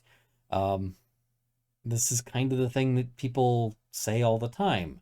You know, if you go to your hotel and you say, hey, you know, can I have a late checkout? And they say no. If you say, well, I'm not going to do business here anymore, that isn't the same as saying, well, then I'm going to set the hotel on fire. You know, those are very different things. So, arrests related to the protest may have amounted to evidence of activities directed toward or in support of the threat or use of acts of serious violence against persons or property, but the arrests, aside from those at Coutts, appear to have been for minor offenses. There had yet to be any serious or any actual serious violence or threats of it, other than in Coutts when the decision was made. And the Prime Minister acknowledged this in his testimony. And the fact that there was not yet any serious violence that had been noted was obviously a good thing. But we could not say that there was no potential for serious violence. So, the court says there was a great deal of speculation about what might happen if the protests were not brought to an end.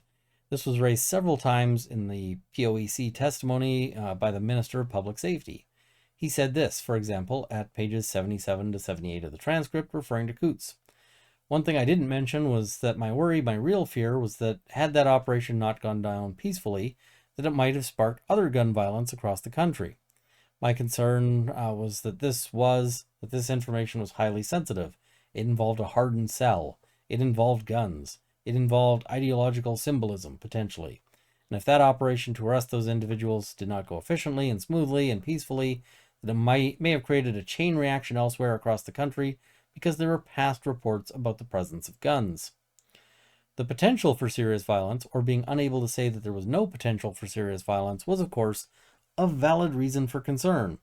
But in my view, it did not satisfy the test required to invoke the act, particularly as there was no evidence of a similar hardened cell elsewhere in the country, only speculation, and the situation at Coutts had been resolved without violence. Now let's talk a little bit about the potential for serious violence, because that potential exists everywhere, right? I mean, my neighbor seems pretty chill, but he has the potential for serious violence. Like, he's got arms. He could grab a hatchet and come over here and try to murder me. It wouldn't be justified for me to like grab a shotgun and shoot the neighbor on the basis that he's got the potential for serious violence, because that would be ridiculous, right? So long as it remains potential, I don't get to do a thing about it. Other places that have a potential for serious violence. A hockey game. Canada has had riots over hockey games. And so, like, just because that's happened in the past doesn't mean that we can go into any particular hockey game and just start arresting people or shutting down, freezing their bank accounts.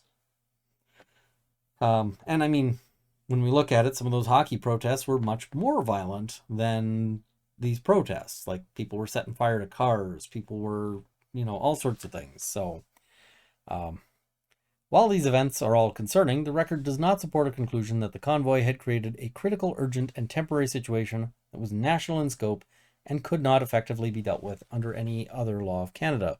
The situation at Coutts was dealt with by the RCMP employing provisions of the Criminal Code. The Sûreté de Québec dealt with the protests in that province, and the Premier expressed his opposition to the Emergencies Act being deployed there. Except for Ottawa, the record does not indicate that the police of local jurisdiction were unable to deal with the protests.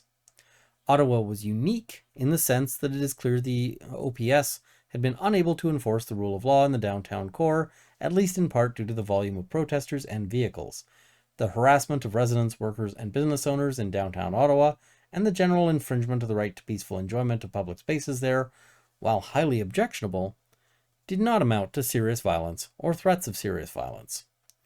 This is not to say that the other grounds for invoking the act specified in the proclamation were not valid concerns.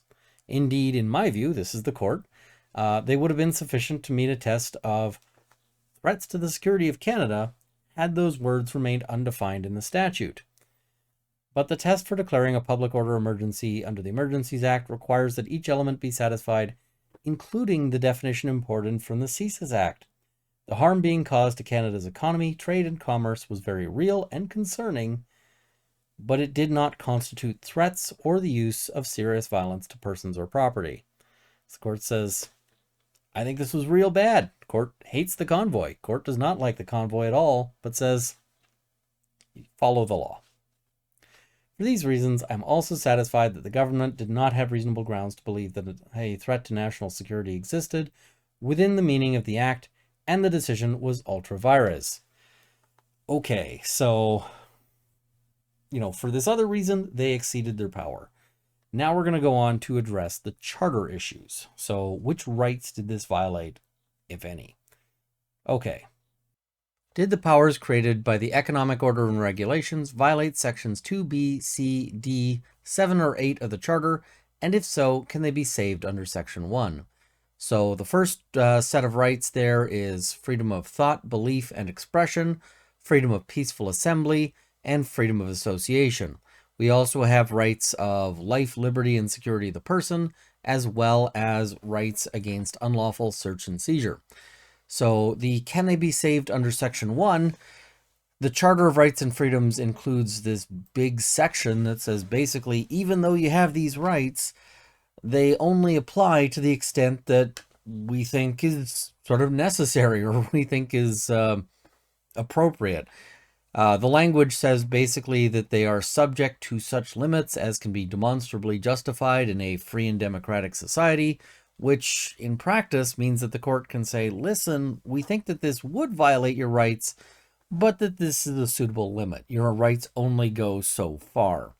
So this surprises a lot of people, both in Canada and especially when you're talking about rights to the people in the US, because the US doesn't really have that kind of clause. So that's going to be a consideration. So the applicants submit that regardless of the reasonableness of the proclamation, the regulations and economic order infringed on the charter rights and freedoms guaranteed by sections 2, 7, and 8, and cannot be justified under section 1. The respondent, that's the government again, argues that the charter was not infringed and that the special measures were in any event justified, i.e., we weren't violating your rights, but if we were, it would be saved by section 1. So the court says, it is clear from the record of cabinet deliberations and the invocation memorandum that the government was aware that the intent of the Emergencies Act was to preserve and protect fundamental rights protected under the Charter, even under dire circumstances or dire situations. The previous War Measures Act didn't really include any of these clauses about protecting rights. So because of that, the law now states, even in an emergency, even in a disaster, you have to respect people's rights. So section 2, the applicants argue that the regulations violated the fundamental freedoms set out in section 2 of the Charter. Specifically, they argue the prohibition on public assembly in section 2 of the regulations, the prohibition on travel to an assembly in section 4, and the prohibition on providing property at section 5 inhibit basic and essential forms of democratic participation and infringe the freedoms of expression, peaceful assembly, and association. So first, they're going to look at freedom of thought, belief, opinion, and expression. The applicants submit that sections 2, 4, and 5 of the regulations infringe Charter section 2B, freedom of thought, belief, opinion, and expression in ways that meet the requirements set out by the Supreme Court in a case called Irwin Toy. So the activities targeted by the regulations are all expressive in a way that goes to the core of the freedom, i.e. the right to protest government action. Now, sometimes people in Canada, and these would be dumb people, sometimes people in Canada say there is no freedom of speech in Canada. And the reason why they say that is that Section 2 guarantees freedom of thought, belief, opinion, and expression. The reason why I say that those would be dumb people is that freedom of expression was intended to be larger than freedom of speech. It covers all sorts of expression. Basically, the thing it doesn't cover is violence. You can't express yourself in a charter-protected way by punching someone in the face. but you can express yourself in all sorts of other means. It was intended to cover speech, it's intended to cover writing, it's intended to cover interpretive dance, whatever you want to do. So Canada does have freedom of speech because that's part of freedom of expression, in the same way that you might say, because I own a car, I also own some tires. So, yeah. Side rant. The method or location of the expressive activity does not remove it from the scope of protected expression, as the protests were by and large peaceful and occurred often on public streets. And in fact, protest is quite often on public streets. The prohibition contained in the regulations had the effect or the purpose of restricting freedom of expression and were designed to stop protest. That seems to be what they were intended to do. One of the things that I think is a worthwhile question is whether this was intended to resolve the issues of blockades or to get rid of the protest entirely. Because if you're talking about getting rid of the protest entirely, that takes it into a different consideration in terms of the rights being violated. So the respondent contends that there was no infringement of the freedoms guaranteed by Section 2B of the Charter because harmful activities like violence, threats of violence, and non-peaceful assembly are not protected. The regulations only prohibited participation in public assemblies that might reasonably be expected to breach the peace by disrupting movement of persons or goods, or seriously interfering with trade or with critical infrastructure, or supporting the threat or use of serious violence. Such actions are not constitutionally protected or free from reasonable limits. Let's take a little side thing here. And I just want to note that, might reasonably be expected to breach the peace is something that you could say of anything. I previously mentioned hockey games. If we want to take another sort of historical example, we can look at Martin Luther King's marches. The Bloody Sunday events were in part claimed to be justified by the police on the basis of this will breach the peace. And of course, the police's actions themselves breached the peace. And I'm not saying that this is equivalent to Martin Luther King. What I'm trying to note here is that every protest that a government doesn't like is one that they could certainly argue they expect to breach the peace in some way. Any group of people could theoretically become violent. It's just the nature of people. This is something we should always be cautious about. And I know there's a lot of people who are supportive of the actions taken to shut down this protest because they disagree with this protest.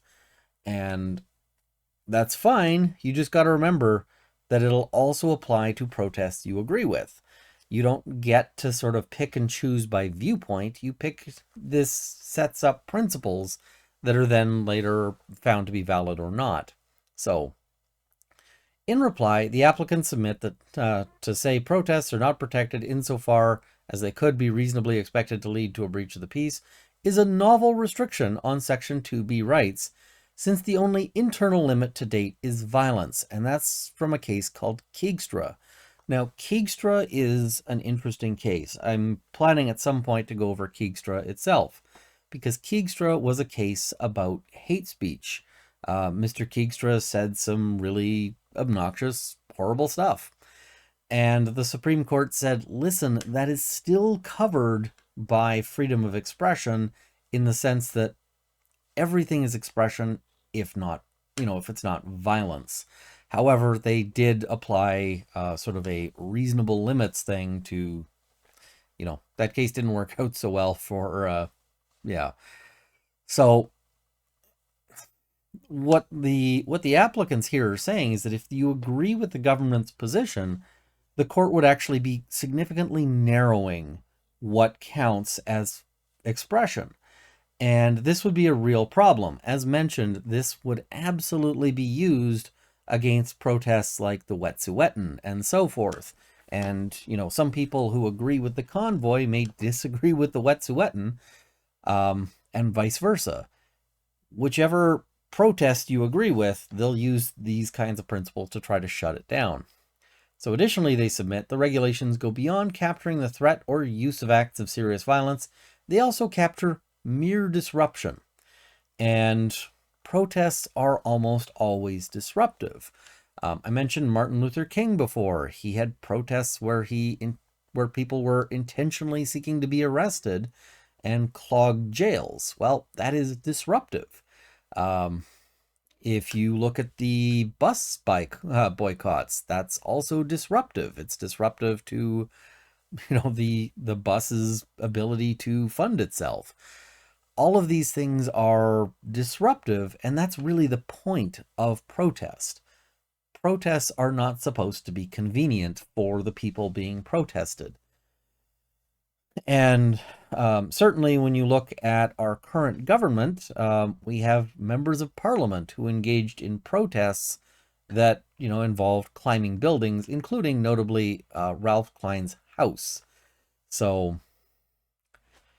protests are inherently disruptive and are constitutionally protected political expression that goes to the core of freedom. There we go. There's the court saying what I just said. Okay. Moreover, the applicants argue the effect of the regulations was to criminalize attendance at the protest by anyone, no matter if they participated in the actual conduct leading to a breach of the peace. I.e., if you're not blocking things, you're not honking, you're not, and any of these things, you're just there. You just want to stand on a sidewalk with a sign that says, I dislike the government, as milquetoast as you can get. Then that would still have been criminal under this act. So by criminalizing the entire protest, the regulations limited the right to expression of protesters who wanted to convey dissatisfaction with government policies, but who did not intend on participating in the blockades. Right? I agree with the applicants that the scope of the regulations was overbroad insofar as it captured people who simply wanted to join in the protest by standing on Parliament Hill carrying a placard. It is not suggested that they would have been the focus of enforcement efforts by the police. However, under the terms of the regulations, they could have been subject to enforcement actions, much as someone who had parked their truck on Wellington and Street and otherwise behaved in a manner that could reasonably be expected to lead to a breach of the peace. And this is really the problem. The government might say, oh, well, we wouldn't have arrested that person who's carrying the placard. But how does that person know, right? This is the chilling effect of these restrictions in the sense that if you don't want to go to jail, you might not go and do the legal legitimate things because that was also banned. This kind of reasoning that, we see the court sort of rejecting here was previously rejected in a case called Nur. And that was a case around mandatory minimums for handgun, like for having a handgun with ammunition. And in that circumstance, the government said basically, we wouldn't actually invoke the mandatory minimums because there was a complicated sort of architecture in the law. So this is fine. And the court said, well, it can't just be left up to you because left up to government discretion, governments will always eventually abuse it. I think that's a parallel here in the sense of saying, just because you might not have arrested that person with the placard, you still could have. One aspect of free expression is the right to express oneself in certain public spaces. By tradition, such places become places of protected expression. To the extent that peaceful protesters did not participate in the actions of those disrupting the peace, their freedom of expression was infringed. Note here that the court is only really saying that the freedom of expression of people who weren't blocking roads and weren't honking is what they're worried about there. Freedom of peaceful assembly. So, similarly, the applicants submit the prohibition on public assembly and travel to an assembly infringes Section 2C of the Charter, which protects freedom of peaceful assembly. The prohibition on public assembly captures any assembly that may lead to a breach of the peace, they argue. Thus, it prohibits an assembly before it occurs and before it becomes an assembly that falls outside the scope of 2C. So there's only a freedom of peaceful expression, peaceful assembly, not just any assembly. So there's no charter right to a riot, for example. So The respondent argues that Section 2C was not infringed because the regulations did not prohibit all anti-government protests, only those that were likely to result in a breach of the peace. Now, likely to result in a breach of the peace is always a question of, like, in the opinion of the government, and this is always kind of a worry, right?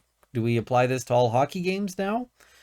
So, moreover, the regulations were carefully tailored to include exceptions and did not apply to a person who resided in, worked in, or had a reason other than to participate or facilitate a non-peaceful assembly. Assuming you can prove those things, whoops, you forgot your wallet. You can't go home because they think you're going to the Convoy protest. The decision to adopt the special measures calls for deference, particularly when addressing a complex issue, and the measures are among several reasonable alternatives. So that is the government's position, right? So I note that Section 19(1)(a)(1) of the Emergencies Act expressly authorizing the making of orders or regulations that prohibit any public assembly that may reasonably be expected to lead to a breach of the peace. This is anticipatory language. The legislation clearly permits special measures to prevent public assemblies that will likely lead to a breach of the peace. And this was in part a reaction to certain events in Quebec. So the evidence supports the finding that the notion of blockading and occupying the downtown core of the nation's capital and other major centers, including cross-border ports of entry with massive trucks, falls within the scope of the authorizing enactment. So the court is saying, we think that this is okay. I agree with the respondent, the government, so the court is agreeing here, that gatherings that employ physical force in the form of enduring or intractable occupations of public space that block local residents' ability to carry out the functions of their daily lives in order to compel agreement with the protesters' objective are not constitutionally protected. I therefore find no breach of the charter right of peaceful assembly. Now, here's the thing. I think the court's ruling here is a little weak because this allowed them to bar assemblies not just in Ottawa, but also in, like, Nunavut. And I'm just going to say there's probably not a lot to block. I mean, if they blocked the airline in Nunavut or, the winter roads or those sorts of things, but this allowed them to set up no-go zones, including in places that weren't an issue like this. So I don't know that I agree with the court, but I've already mentioned people have accused this judge of being, like, pro-Convoy, and that is not at all the case. This judge is very much anti-Convoy. So, and the judge will actually straight up state that later on. We'll see that. So, freedom of association. Regarding Charter Section 2D, the applicants argue that the prohibition on public assembly and on travel to an assembly infringes freedom of association, which serves to protect individuals banding together in the pursuit of common goals and empowering individuals to achieve collectively what they could not achieve individually. So, by prohibiting individuals from meeting and forming associations in the form of protest and discouraging the collective pursuit of common goals, the regulations strike at the heart of this freedom. So, the respondent, the government, submits that the applicants misapprehend the nature of the protection. Freedom of association protects only the associational aspect of activity, such as the freedom to form and maintain associations, not the activity itself. Now, I think this is an interesting argument here.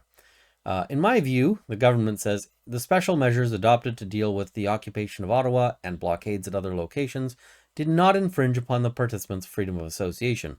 They were free to communicate with each other in pursuit of their collective goals and form whatever organization they thought necessary to do so elsewhere.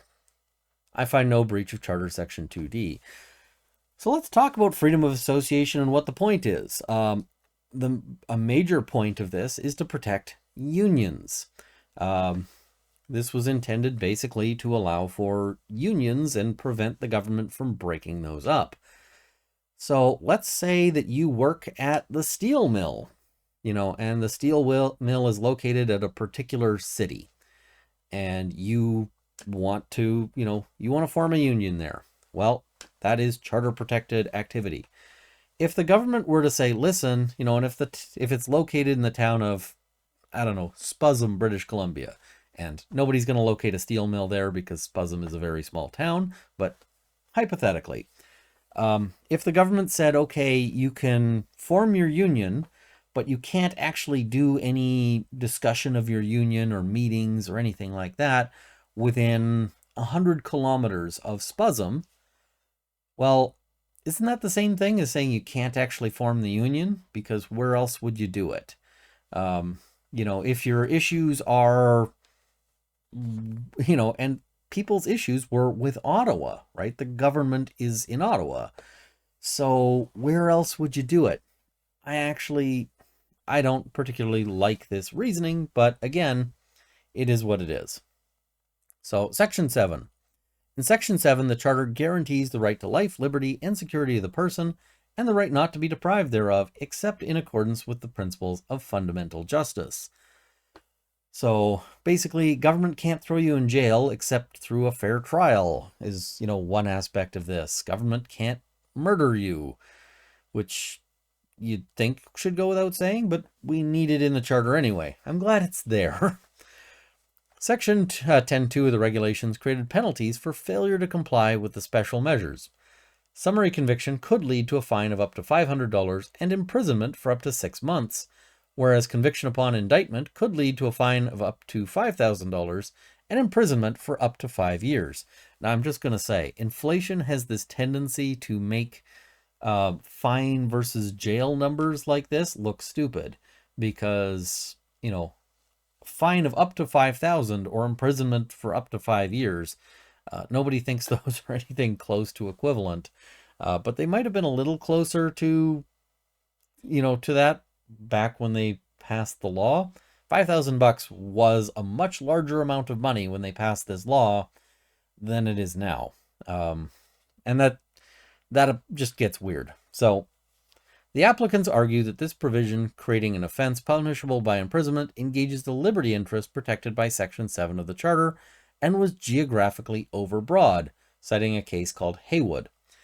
Section 10.2 exposed everyone in Canada to punishment for contravention of the regulations, regardless of whether they were present in an area where the protests were taking place. So you could theoretically be convicted for this even though you're in Spuzzum. And if you're in Spuzzum, you're probably not blocking traffic in Ottawa, right?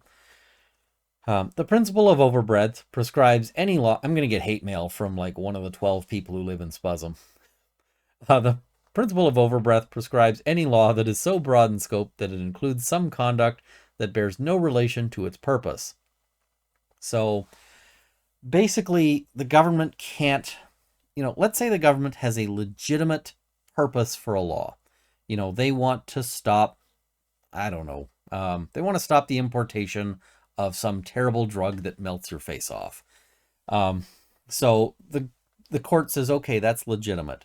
But they can't, for instance, say we're going to ban all brown-colored liquids because the drug is a brown-colored liquid, and if we just ban every brown-colored liquid, then we'll definitely capture this drug. Well, that would capture a whole bunch of things, including, like, cola. So that would be sort of overbroad. A whole bunch of people would end up going to jail for stuff that's perfectly legitimate, like drinking cola or, muddy water. Don't do that. So the fact that no one was actually charged is irrelevant, the applicants submit. It is the overbroad application and not the implementation that concerns Section 7. And I think this is important because if you end up with laws that basically ban everything, then even though the government doesn't actually charge people, it creates a tremendous power. Let's imagine that the government banned anybody who spoke a word with the letter E in it, which is going to be everybody, right? So the government then proceeds to not charge anybody until they finally find somebody they really don't like. Like, say some YouTuber does videos criticizing them. Then they can come back and be like, we're charging you. You'll be the first person ever. And sure, I can fight them over this in court, and it'll be hundreds of thousands of dollars. This is the kind of law that the court should have no patience for. And in some ways, I think that the argument of, well, we're not actually arresting all of these people kind of tells you that the law is overbroad, because if it was a narrowly tailored law, it wouldn't have a whole bunch of people who are breaking it, but who the courts don't feel the need to charge. We see that with a bunch of bad laws where it's like, oh, well, nobody actually gets charged for this, even though everyone does it. Well, then get rid of that law, because it just means that it's subject to rampant government abuse. So, infringement of the liberty interest protected by Section 7 can be based on reasonable hypotheticals that have not yet materialized. The fact that the regulations were only enforced for 9 days and not used outside of red zones does not alleviate the Section 7 problem, according to the applicants. So, during those 9 days, they applied to places where no convoy-related protests had occurred or were expected to occur. None of it. Spuzum. I'm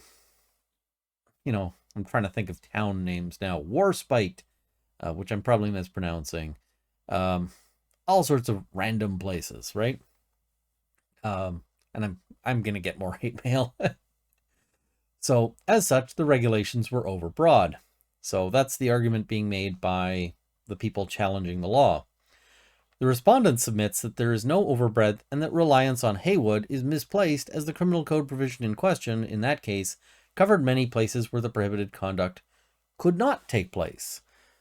So Haywood covered places where it just couldn't at all happen, whereas the government is saying in this instance the blockades and occupations were nationwide.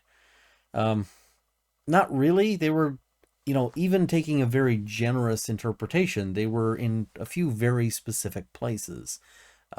Nobody was blockading in, Spruce Grove. So, which is a town near Edmonton, but not in Edmonton. So, moreover, the regulations only prohibited only a narrow, defined range of activities and did so for no more than 9 days. And they really hammer on the short time frame here. Thus, the regulations were tailored to limit constitutional rights and no more than reasonably necessary to address the issues. It is likely that in considering what the scope of the regulations should be, Cabinet and the government were concerned that they could be confronted with what might be described as a whack-a-mole scenario. Whenever one blockade or occupation was contained, another would pop up at a different location. There was evidence of attempts to have convoy-style disruptions in other locations, such as downtown Toronto or at other border crossings and in Quebec. So the court says, at first impression, the extension of the temporary measures throughout the country, including where no disruption had occurred, would appear to have been overbroad. However, a party asserting a violation of Section 7 must not only show that the impugned law interfered with or deprived them of their life, liberty, or security of the person, which laws do all the time, but also that the deprivation in question is not in accordance with the principles of fundamental justice. In this instance, the deprivation was temporary in nature and subject to judicial review, as these proceedings have demonstrated. In the result, I am not prepared to find a breach of Section 7. It would have been subject to judicial review, which took 2 years. Can you imagine you've been locked up, they sentence you to 5 years for breaching this, and then, you're like, oh good, in 2 years I'll be able to get a declaration that they violated my rights.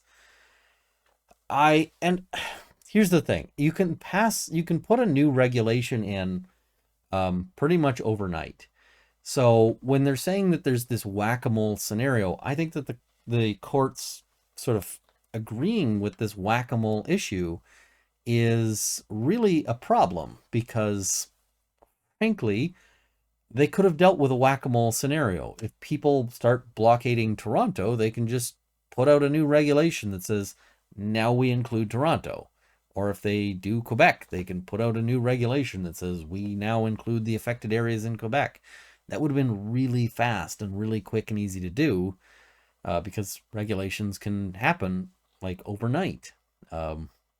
We saw the government, in response to a shooting, banned 1,500 types of guns the next day. So you're telling me that they can do that, but they can't say also Toronto in a day? In a time when they're having like constant emergency meetings over this stuff? No, like they could have easily tailored that down. But the court doesn't agree with this. The court does not find the breach of Section 7. So, Section 8. Section 8 provides that everyone has the right to be secure against unreasonable search or seizure. A search will be reasonable under Section 8 if it is authorized by law, if the law itself is reasonable, and if the search was carried out in a reasonable manner. I'm also just going to say, like, the 9 days thing, I don't find that to be terribly compelling, because how do you know when it's going to end once it starts affecting you? You know, it could have been, like, it was 9 days, but it could have been 30, could have been 60, could have been 120. Like, it could have been that they just keep this going. So, you know, think about it. If you're getting locked up over, you know, going to the wrong place or whatever, and it's 120 days, how much of your life is still waiting for you after you've been in jail for 120 days? Is your job waiting for you? Is is your apartment waiting for you if you rent? Maybe the bank hasn't yet repossessed your house if you're on a mortgage, but I mean, they're probably thinking about it. Um, what's left? Is your car still there? What happens if people find out that you're incarcerated and break into your house? This happens all the time. So, yeah. The issue here the applicants submit is whether the law that authorized the search, the economic order, was reasonable. They submit a law will be reasonable when it reasonably balances the importance of the state objective with the degree of impact on the individual's privacy interest. Okay, so a reasonable provision authorizing a search must create a system of 1, prior authorization, and prior authorization means something like a warrant, right? We got a warrant, and the reason why a warrant is useful is because of the next part, determined by a neutral third party not involved in the investigation. So you don't go to, like, you know, your superior, you know, Constable Joe doesn't go to Staff Sergeant Frank in order to get the authorization. They have to go to a justice of the peace or a judge who is, you know, ostensibly a neutral party who doesn't, you know, who has to, they come to that person and he says, or he or she says, hey, justify this to me. Like, convince me why we need to do this search. And they might say, no, I don't think your information's good enough. So, and 3, on the standard of reasonable and probable grounds to believe that an offense has been committed and that evidence of the offense will be found in the place subject to the search. So, as noted above, the words and probable no longer appear in most of the relevant code provisions, but the standard is still the same. So, the applicants argue that 2 of the provisions of the economic order contravene Charter Section 8. First, Section 2 sub 1 of the economic order empowered financial institutions to freeze the assets of any designated person, which constitutes a seizure within the meaning of Charter Section 8. You can't use your money anymore, so that seems like it's been seized. Second, Section 5 of the economic order required financial institutions to disclose private information, such as what money people have and how they spent it, regarding designated persons to the RCMP or CSIS. That is a search, the applicants contend. A search doesn't necessarily mean rifling through your stuff. It means things that invade your privacy. And, you know, so them looking up your phone records can be a search. Them listening in on your phone conversations, you know, a search. These kinds of things. So the applicants submit that government authorities requesting private data from non-state entities can constitute a search by the state under Section 8 of the Charter, and they cite a bunch of case law.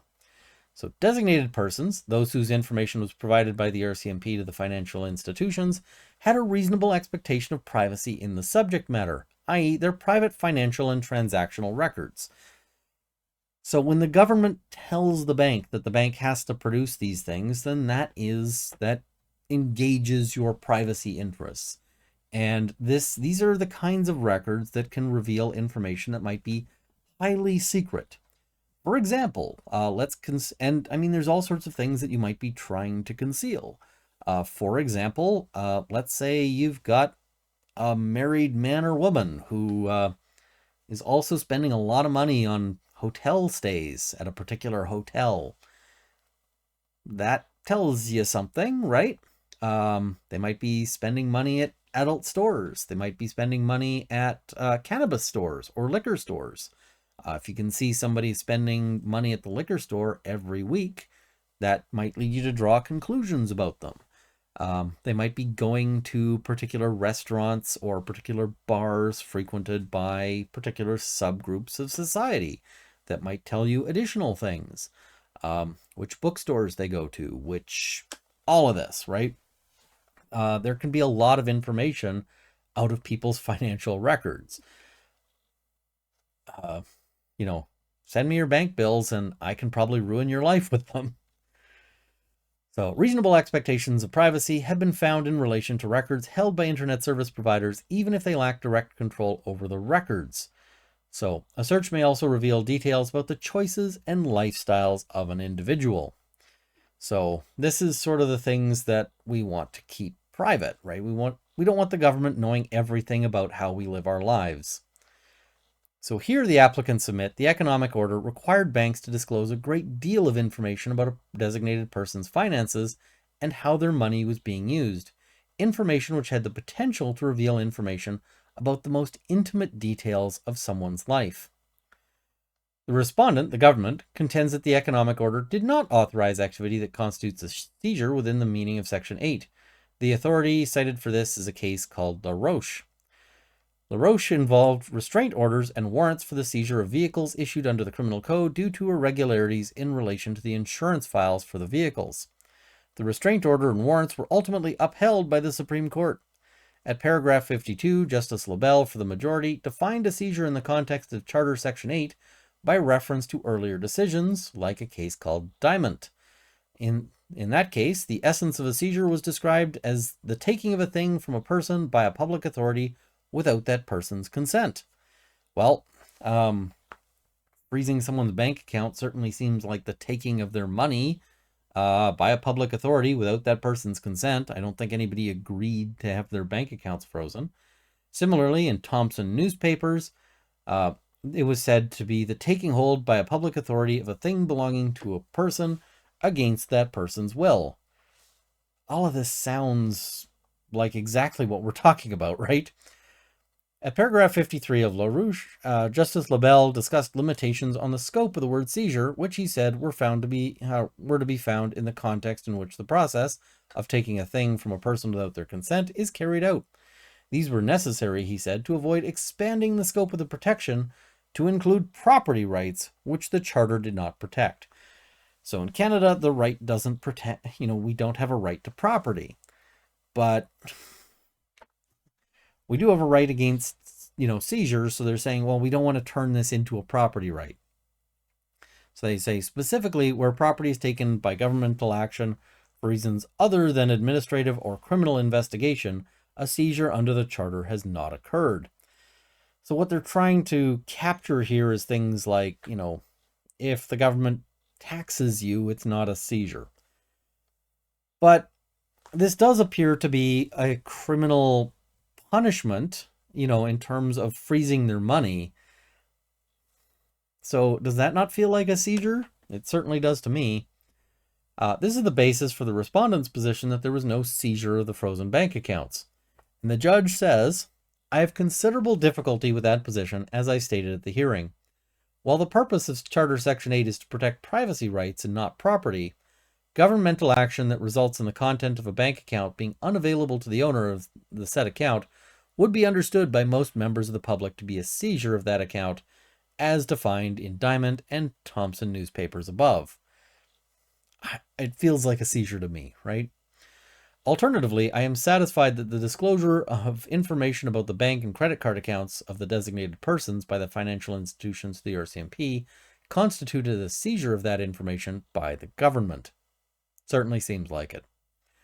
Financial records are part of the biographical core of personal information which individuals in a free and democratic society would wish to maintain and control from dissemination to the state.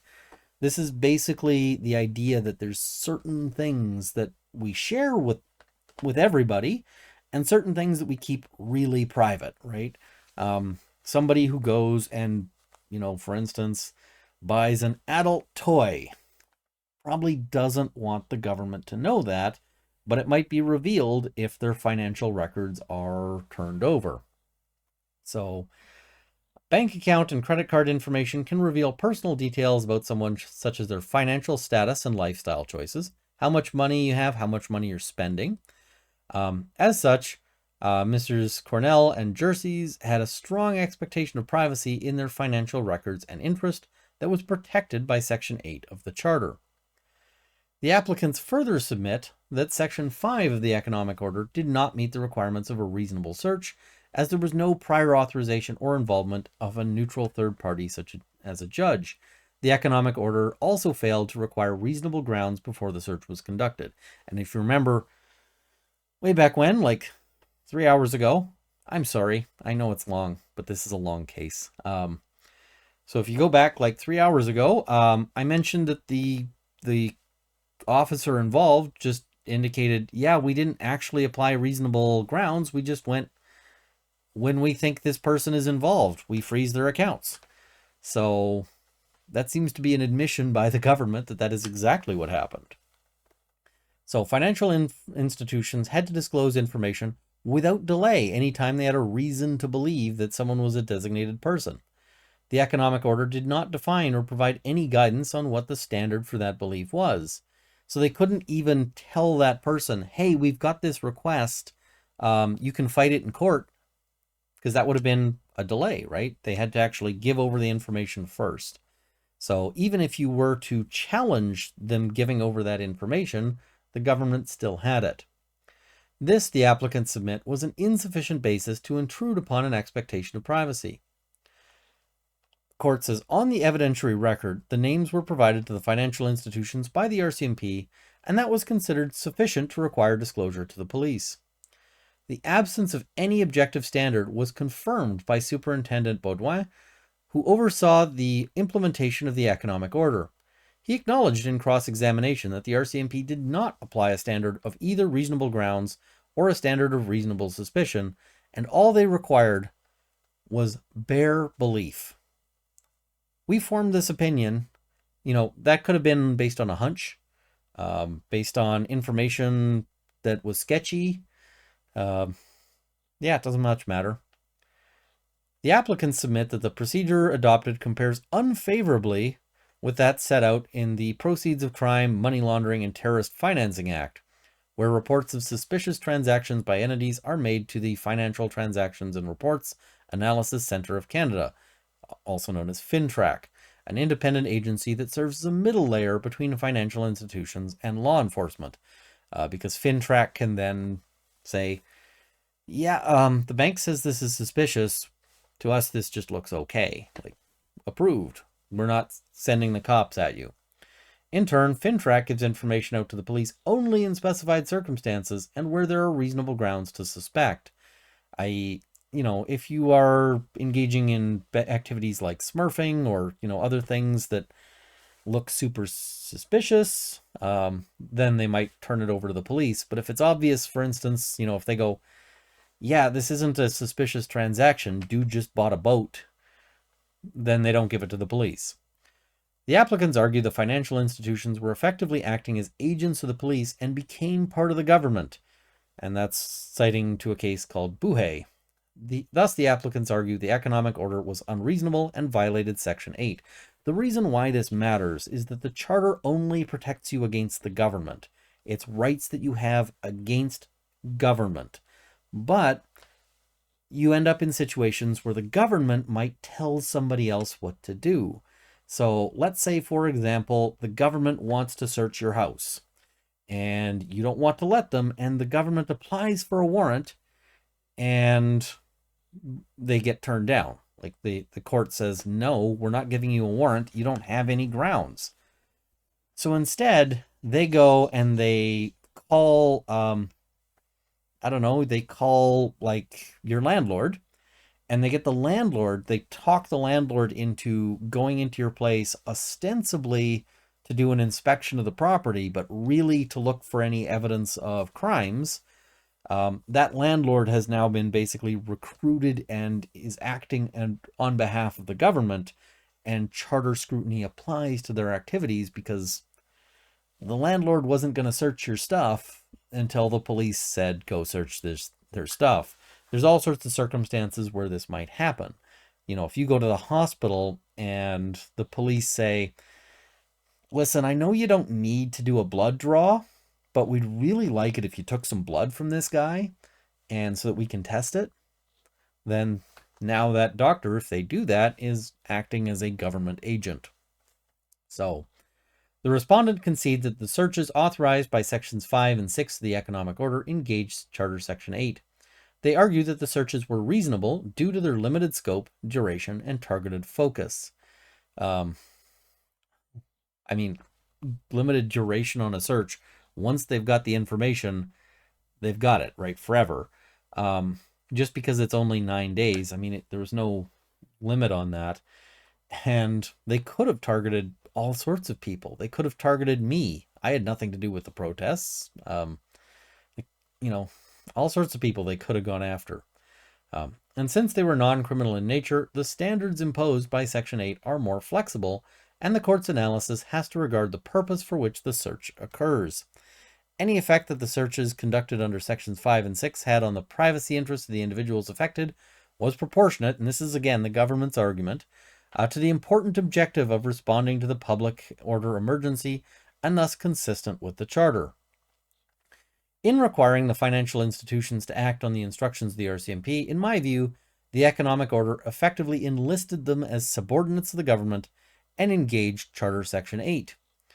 So, while the financial institutions were private entities and thus normally beyond the reach of the Charter, the activity in question here can be ascribed to government. Of course it can, right? Of course it can.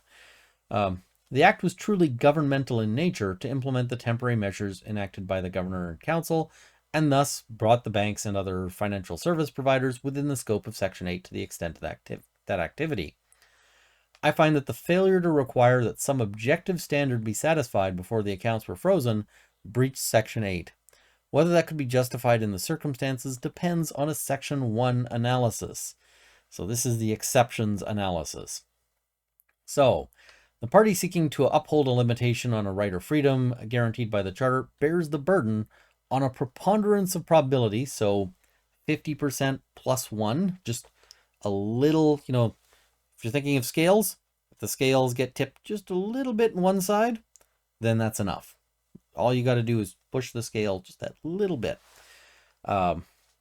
So, two central criteria must be satisfied. First, the objective must be of sufficient importance to warrant overriding a constitutionally protected right or freedom. This is usually referred to as a pressing and substantial objective. The government rarely fails this test, but if you think about it like, if the government wants to restrict freedom of speech, freedom of expression, because sometimes it might be annoying, and they put that in the law, then that would not be of sufficient importance. If they want to, lock people up in order to prevent some trivial issue, then that might not be a pressing and substantial objective. But second, the means chosen must be shown to be reasonable and demonstrably justified as proportionate to the objective, and the infringing measures must be justified based on a rational inference from evidence or established truths. The standard here is also really low, unfortunately.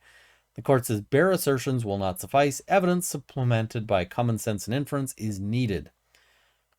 So, the applicants contend that the government has adduced little evidence to support the assertion that any infringement of charter rights are demonstrably justified, even if deference is accorded. Now, demonstrably justified has been set to be such a very low standard that it's hard not to, the bar is so low you could trip over it, kind of thing. The issue is whether the right was infringed as little as is reasonably possible within a range of reasonable options, leaving a reasonable margin of actions available to the state. So the government has a lot of flexibility to choose, but they still need to choose one that's towards the low end of things, if that makes sense. To consider whether a violation of Section 2B can be saved under Section 1, the applicants submit the court must assess the level of protection the targeted expression is entitled to. So some expression is more critical to the functioning of democracy than others. So for example, Shouting in a library might be expression, but if the only reason I'm doing it is just because I want to shout, that probably is accorded a very low level of protection for charter purposes. Whereas protesting the government is accorded essentially, if not the highest, it's way up there. That's the whole purpose of that. So the closer the expression is to the core values underpinning Section 2B, the more difficult it will be to justify limiting it. Political speech is granted the highest level of protection because of its essential role in democratic life. The whole purpose of having freedom of expression, or at least a major purpose of it, is to be able to criticize the government. So for all the people who are upset because they see a bumper sticker that says, fuck Trudeau, or previously when Harper was in power, they said, fuck Harper. Those are actually granted the highest level of protection. It is really like, this is the fundamental building block of freedom of expression, is to go, hey, that guy in the government, fuck that guy.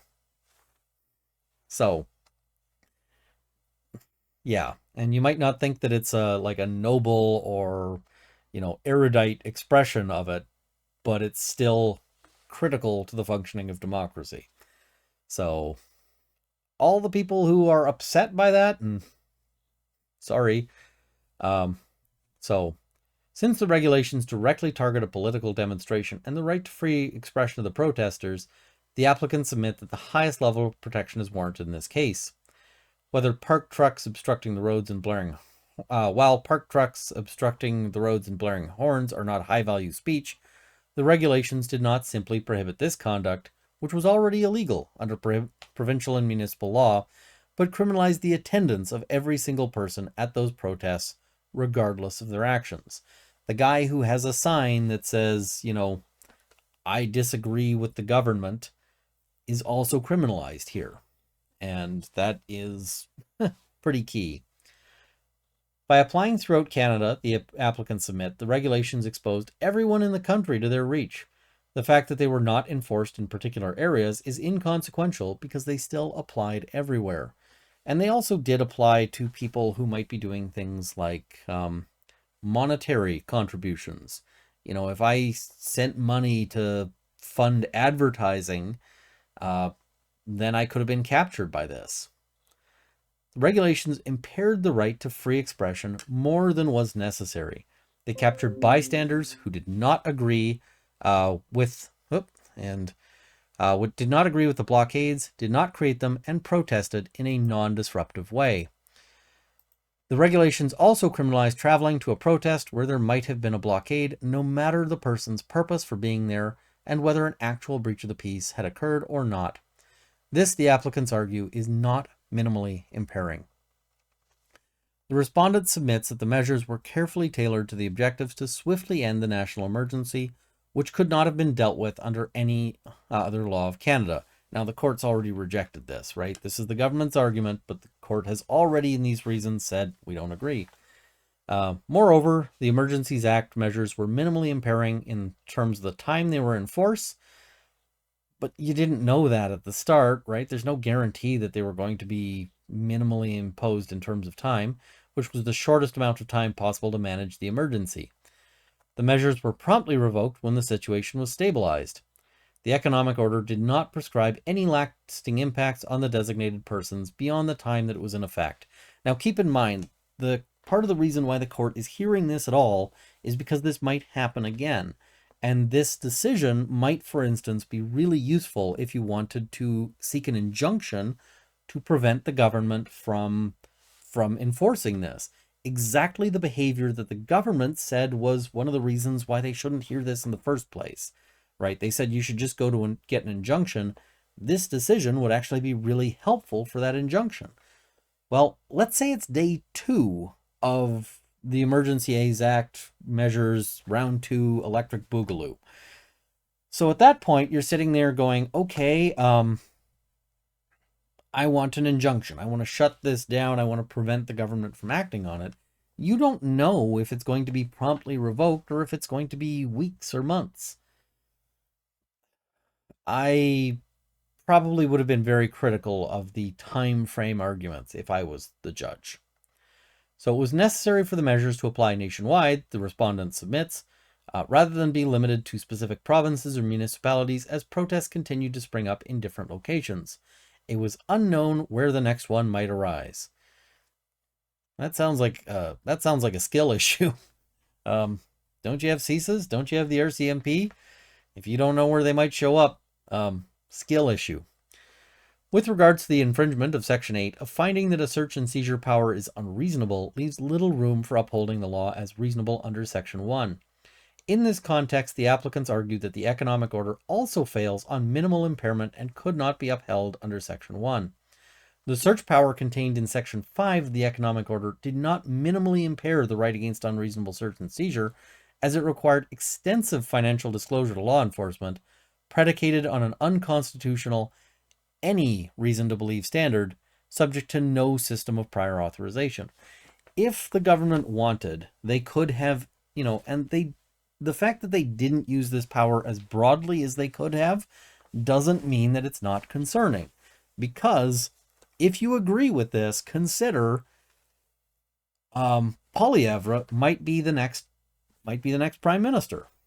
Let's say the next time the Wet'suwet'en have a protest or some other group, somebody protests over Black Lives Matter, Stop Oil, Greenpeace, whichever group you like or don't like. Are you comfortable with Poilievre having the ability to, for instance, take the entire membership list of an organization? Let's say, for instance, they just take the entire membership of the NDP and pull all of their financials. Do you like that? Do you think that's okay? Because if not, you should agree with where the court is going on this. These powers, if you support them, will eventually be used for something you don't agree with. Governments always overstep. They always push their powers too far and need to be drawn back. And governments change. The government that you like now could be the government you hate in a couple of years. So think real hard before you support government power. The respondent submits that the collective benefit of swiftly and peacefully ending the blockades outweighed any deleterious effects. So they say, this worked so well, doesn't matter what negative effects it had. The Emergency Act measures were a balanced, measured, and proportionate approach to the national emergency. And interestingly, lots of protesters, people with potential issues, quite frequently say essentially, well, we're worried, we're nervous about protesting now because what if they do this to us? So the negative effects of the economic order were inevitable, but the successful deterrent effect outweighed any deleterious impacts, the court says. The deterrent effect on legitimate political expression in Canada has been incredible. And if I was the court, I would have been like, the hell you say? The measures, the deterrent effect is a negative where it affects legitimate speech. So the measures were tailored in length and to narrow the prohibitions. It did not prohibit all protests or demonstrations, only those likely to result in a breach of the peace. How would you know when you're going to a protest which it's going to be? So conclusion on Section 1 justification. This is the court's view now, not the government's position. There was no real dispute between the parties that the government had a pressing and substantial objective when they enacted the measures to clear out the blockades that had formed as part of the protests. Some people said that the objective wasn't pressing and substantial, but the court says, but they failed to provide any argument in support of their position and did not press it at the hearing. The CCF and CCLA acknowledged that the regulations and economic order were rationally connected to the goal of ending the blockades. And I know some people out there might be listening to this and going, why are these constitutional groups surrendering so many things? Well, it's so that they can make an argument that the court's going to take seriously. That's why. That's why they're conceding these points. A good lawyer, concedes points they're not going to win on. I agree with the respondent that the objective was pressing and substantial, and that there was a rational connection between freezing the accounts and the objective to stop funding the blockades. However, the measures were not minimally impairing. Minimal impairment requires that the measures affect the rights as little as reasonably possible. They must be carefully tailored, i.e., you have to use a scalpel and not a hand grenade. The regulations in economic order fail the minimal impairment test for two reasons. One, they were applied throughout Canada, and two, there were less impairing alternatives available. For instance, you could have put in a warrant requirement. That wouldn't have been hard. The scope of the declaration and the measures could have been limited to Ontario, which faced the most intransigent situation, and possibly Alberta, although the Coot situation had been resolved when the Act was invoked. Elsewhere, the authorities were able to use existing legislative tools such as the Criminal Code and provincial public safety statutes to remove blockades and prevent new ones from being established without the threat or use of serious violence from the protesters. Yeah.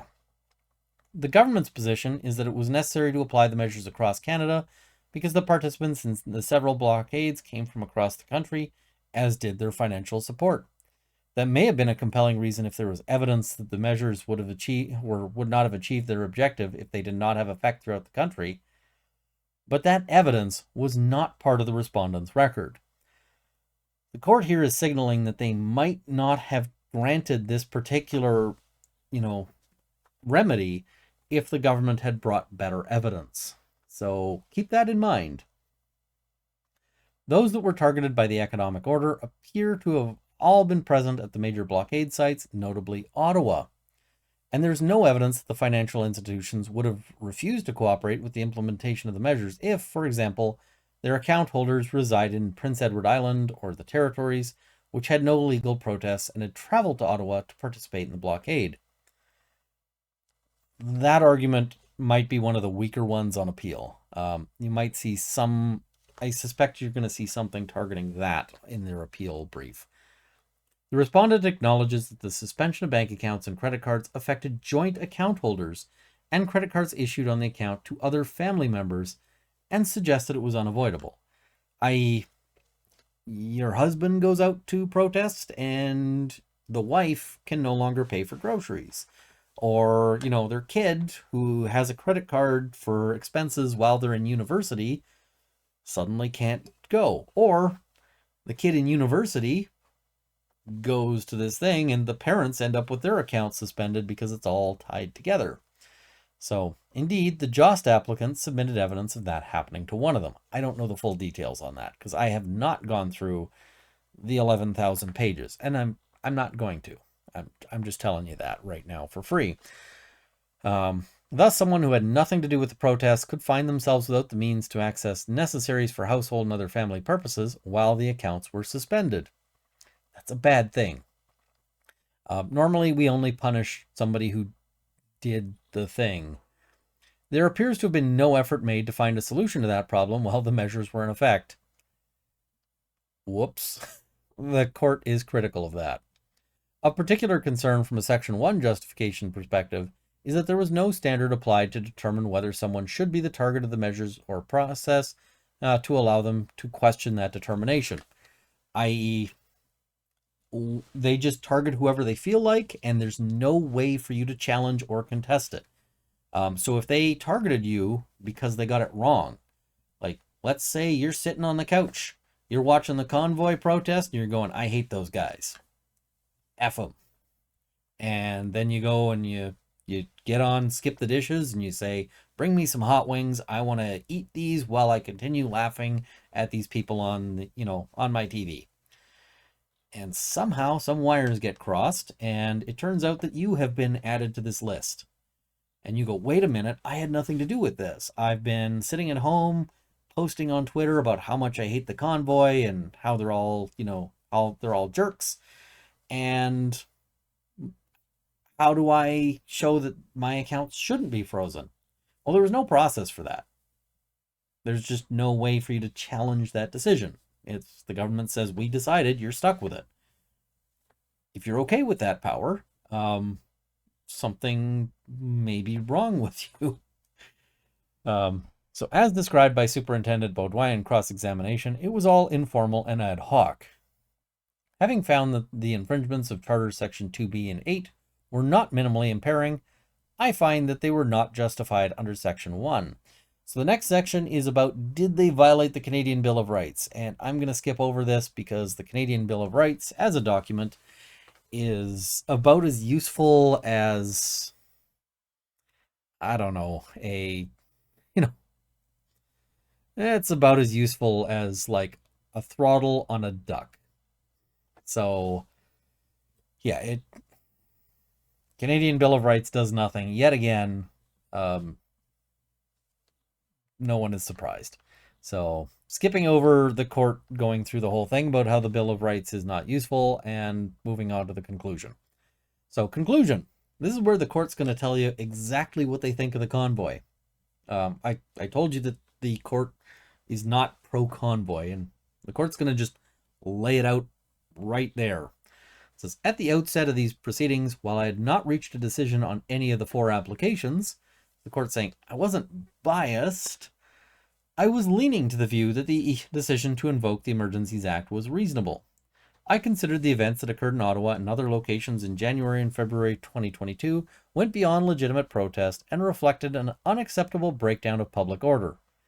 I already was against the convoy. I hadn't made a call yet. I was willing to listen to arguments, but I was anti-convoy, is what the court is telling us here. I had and continue to have considerable sympathy for those in government who were confronted with the situation. Had I been at their tables at that time, I may have agreed that it was necessary to invoke the act. And I acknowledge that in conducting judicial review of that decision, I am revisiting that time with the benefit of hindsight and a more extensive record of the facts and law than that which was before the government. Okay. So the, court is saying, hey, I might have done it too. My preliminary view of the reasonableness of the decision may have prevailed following the hearing due to excellent advocacy on the part of counsel for the Attorney General of Canada, had I not taken the time to carefully deliberate about the evidence and submissions. By the way, when the court says that you had excellent advocacy, that is the kiss of death. When you walk in and for a decision, and the first thing the court says is, I really want to congratulate counsel for so-and-so, for their excellent argument and submissions, it means you're losing. Courts do that all the time. However, the court is going to compliment the CCLA and the CCF. They say, particularly those of the CCLA and CCF. Their participation in these proceedings has demonstrated again the value of public interest litigants. Put this on your resume, guys.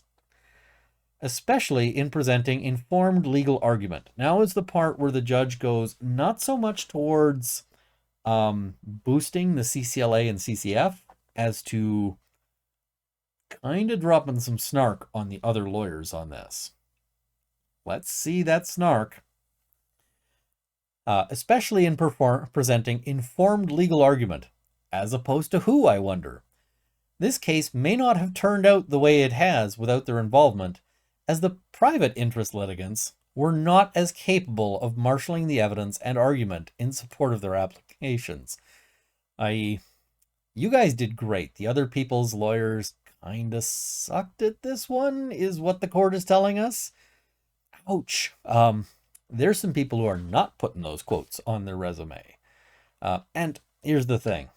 CCLA and the CCF, this is what they do, right? They bring these kind of really difficult, really involved 11,000 page applications. Most lawyers don't do this. So CCLA and CCF could use your donations, and just saying.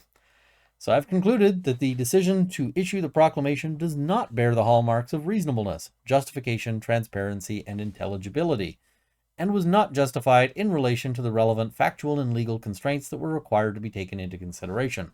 Now, I said earlier, that if you read about 4 paragraphs in, you'd read as much as most of the journalists. That's not entirely true. Some of the journalists also read this conclusion section. I don't think any of them that I saw had any signs of having read the rest of the decision, and that's why they can get their their responses out and their stories out like within an hour, is because they don't read the whole thing. People have also said that about the government, saying, "Oh, we're going to appeal this." I can tell you, the government made the decision that they would appeal this if they lost the instant this case was filed. Of course, they were going to appeal it.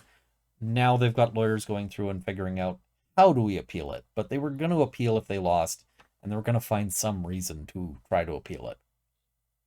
In my view, there can only be one reasonable interpretation of the Emergencies Act, Sections 3 and 17, and Paragraph 2C of the CESAS Act, and the applicants have established that the legal constraints on the discretion of the government to declare a public order emergency were not satisfied. I recognize that Edward Cornell and Vincent Gerses have direct standing to challenge the decision and grant public interest standing to the CCLA and CCF. The remaining applicants don't have any standing, so yeah. I find no reason to apply the Canadian Bill of Rights.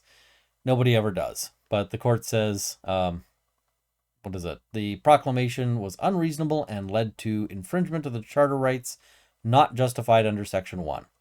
So remedies, the applicants, what the remedies is, what do you get for winning? Like, what is, you won, what happens, right? Because let's say your car is totaled and the court says, you won, you're in the right for, this accident, but I award you $1. You're probably not happy with that result, right? Remedies matter. So the applicants all sought declaratory relief if any of the legislative instruments were found to be unreasonable or unconstitutional. So they asked for the court to say, yes, we agree your rights were violated. That's what declaratory relief is. It's just a statement from the court, basically. Gerses and Cornell went further in their memorandum of fact and law to request a declaration that the Emergencies Act is inconsistent with sections 91, 92, and 96 of the Constitution Act, and to the extent of these inconsistencies is of no force or effect under the Constitution, but they didn't make that argument at the hearing, so the court says, we take it to be abandoned. In any event, I considered it to be of no merit. So even if it wasn't abandoned, it was not a good argument, so out it goes. This case was not about the constitutionality of the act, but rather how it was applied in this instance. Somebody else could later make an argument about the constitutionality of the act. So costs, money. Now costs are not like a punitive award or anything like that. Usually costs just go to the winner. So the public interest litigants have not requested costs, and none will be awarded to them. If you don't ask, you don't get. And the reason why they might not have asked for costs is that sometimes not asking for costs is a way to defray the other side asking for costs if they win. They might have noticed that this was in some ways a long shot. They did a great win here. They accomplished a lot pulling this off, and they might have said, well, this might not happen, so let's just agree nobody's paying any money.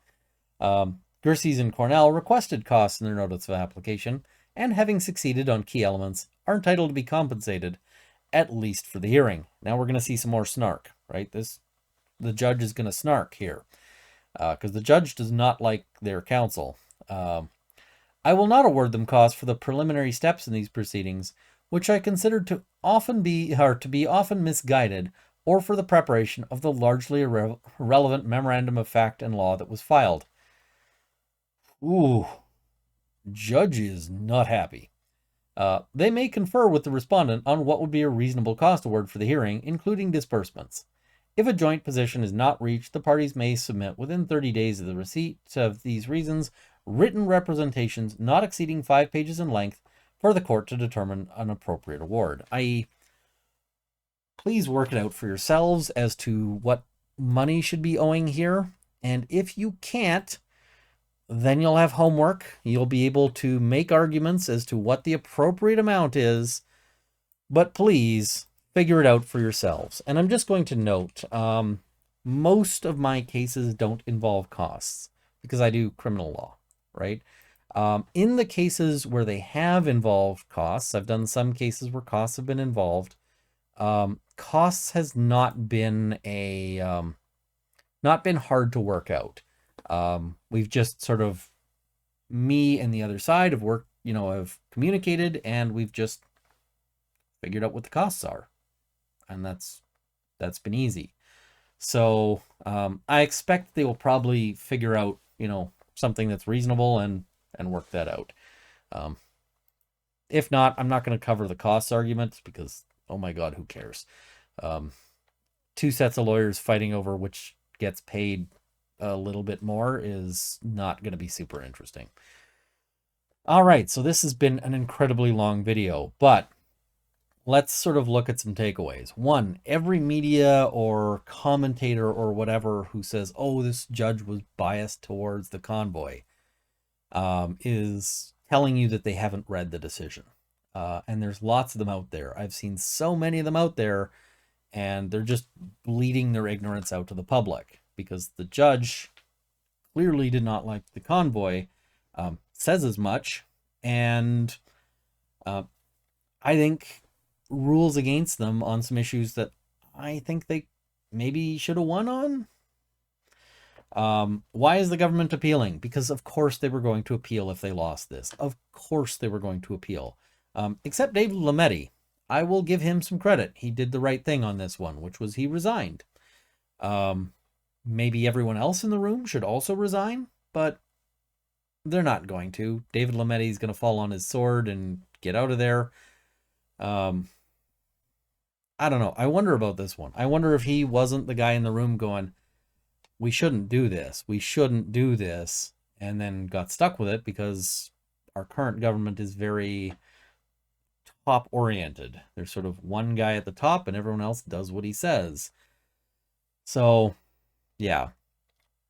This is not as big a win as many people have been touting it as. Like, a lot of people have been like, oh yeah, the Emergencies Act got smacked down. Well, did it really? Like, having gone through all of this? Because what you see is, had they phrased the Emergencies Act a little more narrowly, if they'd tailored it to specific locations, and if they had said, okay, we're going to freeze your bank accounts and take all of your information, but you have to apply for a warrant to do it, the court probably would have said no violation. So think about that. This was not the big win that a lot of people are spinning it as. It's a much more narrow win. Also tells us that organizations like the CCLA and CCF are critical to the functioning of democracy in Canada, because I think this is a good ruling in the sense of it's good to get a ruling that says, hey, you guys can't have that much power because, oh my God, the potential for abuse, right? And I don't trust governments not to abuse their powers. They love to do it. So, yeah. Anyway, thank you for watching this one. I know it's long. If you've made it this far, you are a trooper. You might have done it in multiple sittings, in which case, cheers. A lot of people wanted me to cover this one, and I could do a real short video on it, but I wanted people to sort of understand what's going on. This is a really complicated, but I think well-reasoned decision. I don't agree with all of it by a long stretch. I would have gone further than the court did in this. And that's again because I am somewhat skeptical of government power. However, that doesn't mean that the decision itself wasn't, I can say I disagree with the decision, but also it's not like I can look at it and go, this is crazy town, right? And nothing like that. I think that this decision is probably going to do fairly well on appeal, but it's an emotional issue, which means maybe not. We'll have to see. So, we'll see. Anyway, we'll figure it all out. We'll see what comes of this. The appeals process is going to be a long, long time in the offing. Anyway, thank you guys for watching. I hope you found this to be interesting or educational. Please like this video, share it with your friends, subscribe to see more content. I also want to thank my Patreon supporters at the $50 level, CCFR, Canada's National Firearms Association, and the Canadian Shooting Sports Association. At the $20 level, Lindsay Metcalf, Larry Kalniak, Kyle Fox, Drunk All of the Baileys, Cameron Johnson, Andrew Elsich, Vicky, and Dorky Dane. Thank you as well to my $10 supporters who will be in the crawl immediately following. Thank you as well to everyone who doesn't send me hate mail over this one, because I'm expecting I'm going to get some. If you live in Spuzzum, it is a lovely town. I've driven through Spuzzum a few times. It's a lovely town. Please, yeah. It's been a while since I've driven through Spuzzum because it's in British Columbia and I'm not anymore, but I'm not trying to... You got to admit, the town's got a funny name. Come on, give me that one. All right, thank you guys for watching. See you next time.